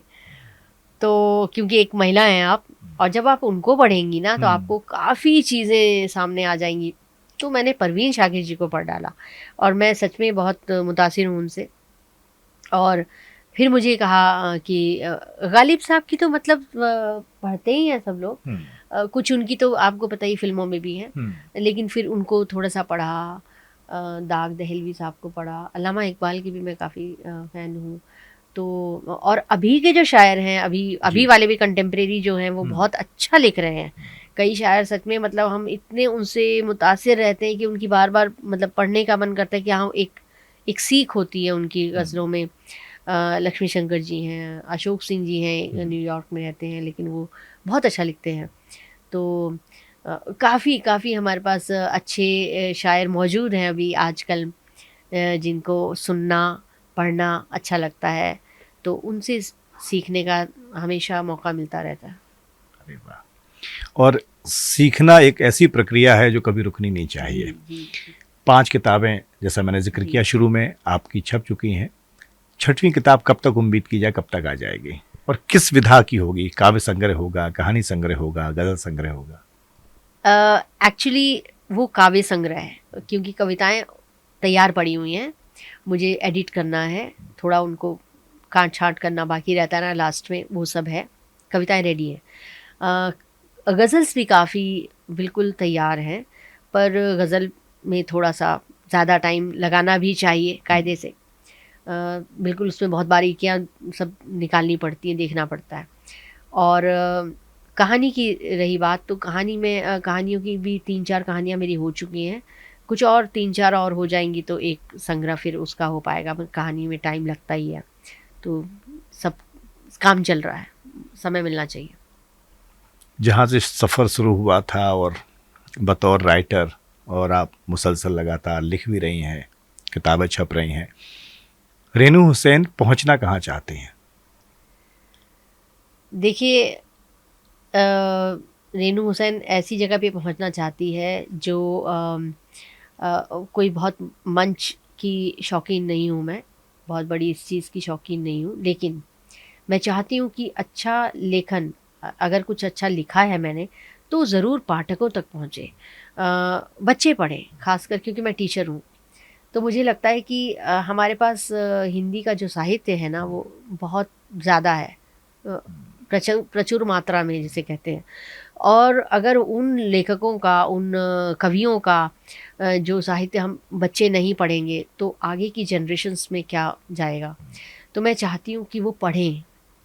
अगर मैंने लिखा है इतनी मेहनत से, इतनी कहते हैं ना रातों की वो आंखें जला जला के जो लिखा है, भाव ला ला के किसी को के दर्द को पहचाना है, उसके दर्द में मैं दुखी हुई हूँ उतना ही जितनी कि वो हुई होगी या हुआ होगा। तो वो जो चीज़ लिखी है, उस दर्द को बाँटा है, वो दर्द को हम कम करते हैं बाँट के, तो वो ज़रूर अभिव्यक्ति जो है ना वो लोगों तक जाए, उसे पढ़ा जाए, अच्छा पढ़ने को मिले। मैं ये नहीं चाहती कि हाँ किताबों का भंडार हो जाए और जी बहुत बहुत है हमारे पास। नहीं, अगर कोई किताब को उठाए तो देखे कि हाँ वाक़ई इसमें कुछ पढ़ने लायक चीज़ है, तब तो उसे लिखा जाए। एक आखिरी सवाल, उसके बाद छोटे-छोटे 3-4 सवाल और। आजकल आपको लगता है कि ऑनलाइन प्लेटफ़ॉर्म बहुत हैं, लेकिन किताब खरीदकर पढ़ने का चलन कम हो रहा है और ये चिंता की बात है? हाँ, बिल्कुल चिंता की बात है, क्योंकि मैं तो बस ये देखती हूँ कि लोग अपने कपड़ों पे, जूतों पे या मतलब जो भी चीज़ें उन्हें पसंद, फ़िल्म पे, आप ये देखिए कि एक फ़िल्म देखने जाते हैं तो आजकल तो बहुत महँगी फ़िल्म देखना भी हो गया है। ₹1000 ₹1200 इस तरह से तो 1-2 ही आदमी देख पाते हैं या एक ही व्यक्ति देख और पाता उससे है। ज़्यादा पॉपकॉर्न महँगा उससे है। ज़्यादा पॉपकॉर्न महँगा है, उस मतलब आप वहाँ 3 घंटे समय भी दे रहे हैं, आने-जाने का भी आपने वो पेट्रोल लगाया ही होगा, और उसके बाद आपने टिकट खरीदी, आप खा पी रहे हो, तो मतलब इतना पैसा आप केवल 3 घंटे में आप दे रहे हो, तो उसमें जाने आपकी कितनी किताबें आ जाएँगी, 3-4 किताबें तो आ ही जाएँगी। तो आप किताबों पर क्यों नहीं खर्च करते? पुस्तक मेला में हम जाते हैं, पहले से अब का समय देखते हैं, तादाद कम होती जा रही है। लोग पुस्तकों पे खर्च ही नहीं करना चाहते, नहीं करते। अरे सस्ती किताबें हैं भाई, ज़्यादा रेट नहीं है, उनके अंदर का जो मटेरियल है वो बहुत बहुत महँगा है, वो कीमती है, वो लीजिए आप, उसे पढ़िए। ड्रेसेस पे लोग अपने मतलब पैसे खर्च कर देते हैं और अपनी टूर पे खर्च कर देते हैं, जाना है यहाँ, सब कुछ कर रहे हैं आप, तो क्या आप किताबें नहीं ले सकते? क्या आप पढ़ नहीं सकते? रेणु जी ने बड़ी काम की बात कही है कि आप खर्च करें, आपके पास वैसा है, आप खर्च करना चाहते खर्च करें, लेकिन किताबों को पढ़िए, किताबों पर भी खर्च करिए। मुझे अपना एक शेर याद आता है कि वो लोग खुश नसीब हैं दुनिया की भीड़ में, जिनको कलम दवात किताबों से इश्क है। क्या बात है। तो इस लिहाज से आप तो खुश नसीब हैं ही, किताबों से जी। इश्क है, लेकिन आप भी खुश नसीब बनिए, किताबों से इश्क करिए। यकीनन किताबें बहुत कुछ आपको बताती हैं, सिखाती हैं, और वो जनरेशन तक चीज़ें आगे जाती हैं। तो किताबों की अपनी खुशबू होती है, और किताबों को मिस मत करिए। बाकी सब चीज़ें ठीक हैं, लेकिन किताबों का ज़िंदगी में होना और किताबों की दुनिया में रहना अपने आप में एक बहुत बड़ी बात है। रेणु जी, छोटे छोटे सवाल हैं कुछ। खुशी की परिभाषा क्या है आपके हिसाब से? आपने सही सवाल पूछा। मैं आपकी जो जवाब अभी आप जो कह रहे थे उसी को मैं कंटिन्यू करना चाह रही थी। जी। मैं ये कहना चाह रही हूँ कि किताबें इसलिए नहीं खरीदें कि आपको कुछ सीख मिलेगी। सीख तो मिलेगी, इसमें संस्कार मिलेंगे, सीख मिलेगी, वो सब तो है। और कुछ लोग तो सीख लेने से डरते हैं ना, अरे कौन सीखे, कौन पढ़े, क्यों हम पे मतलब ये उस पे डाला जा रहा है, हम पे ज़बरदस्ती, हम पे, हमारे कंधों पे, नहीं तुम पढ़ो। क्योंकि स्टूडेंट जो होते हैं ना वो पढ़ने से भागते हैं। मैं उन लोगों को कहना चाहती हूँ कि किताब इसलिए मत पढ़िए कि ज़बरदस्ती है, आपका कोई सिलेबस है, कोई कोर्स है। नहीं, अपनी खुशी के लिए पढ़िए। आप जब पढ़ने लगेंगे आपको वो आत्मिक खुशी देगा, वो जो अंदर से जो रूहानी खुशी है ना वो मिलेगी। वो आपको, आप महंगे से महंगा आप सामान खरीद लीजिए, वो खुशी थोड़े दिन की होगी, वो फना हो जाएगी। लेकिन जब आप पढ़ने लगेंगे, जब आप अपने आप से मोहब्बत करने लगेंगे, आप शब्दों से मोहब्बत करने लगेंगे, तो वो जो खुशी होगी वो सच्ची खुशी होगी। इसलिए पढ़िए, सिर्फ अपने आप को खुश रखने के लिए। क्योंकि ये जो ज़माना है ये स्ट्रेस से भरा हुआ ज़माना है। ऐसे बोलते हैं ना, डी स्ट्रेस होना है।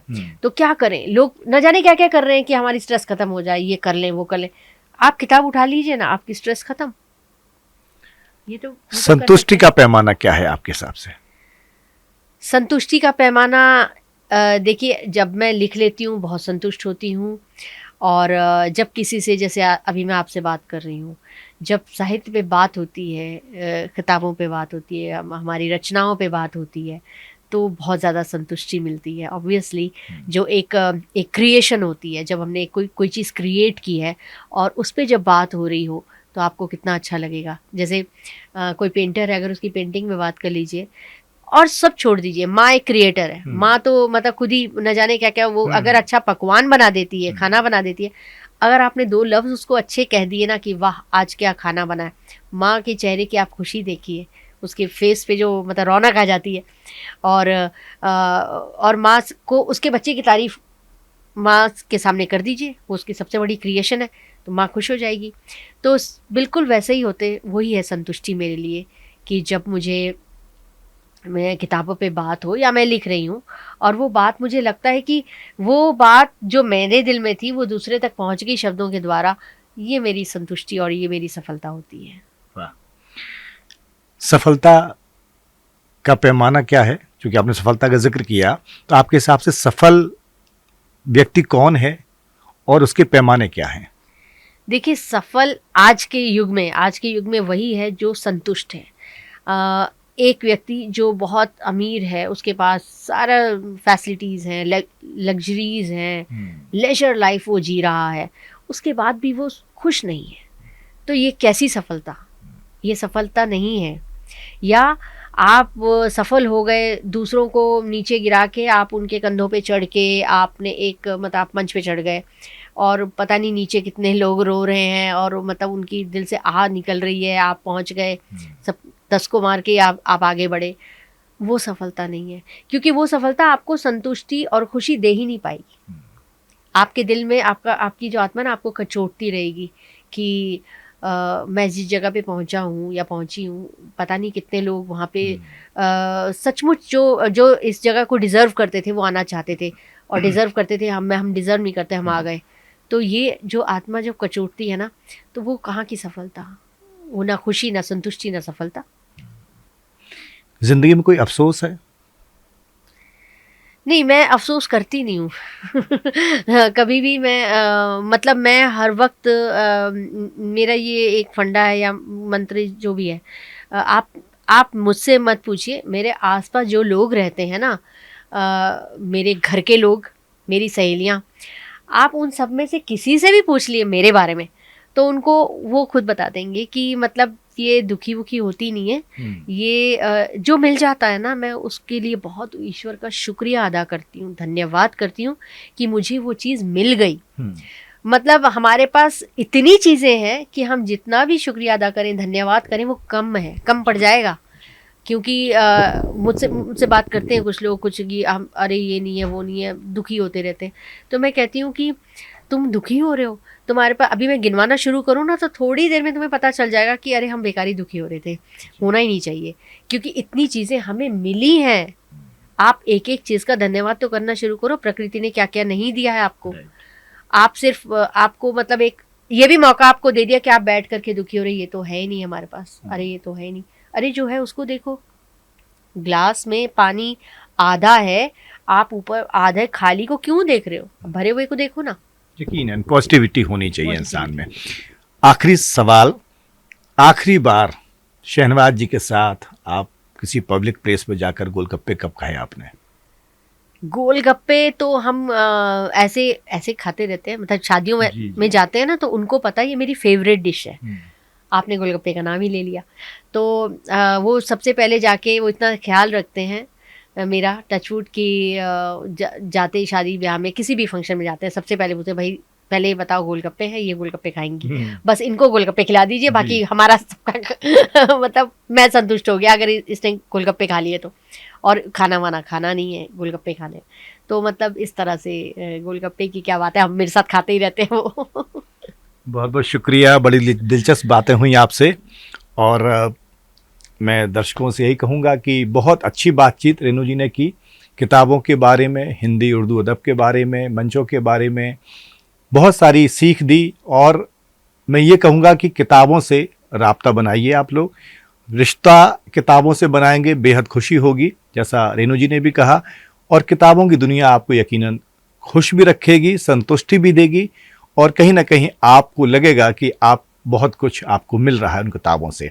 इस कार्यक्रम में फ़िलहाल इतना ही, अगले सप्ताह फिर किसी के साथ मैं हाजिर हो जाऊंगा, तब तक के लिए नमस्कार।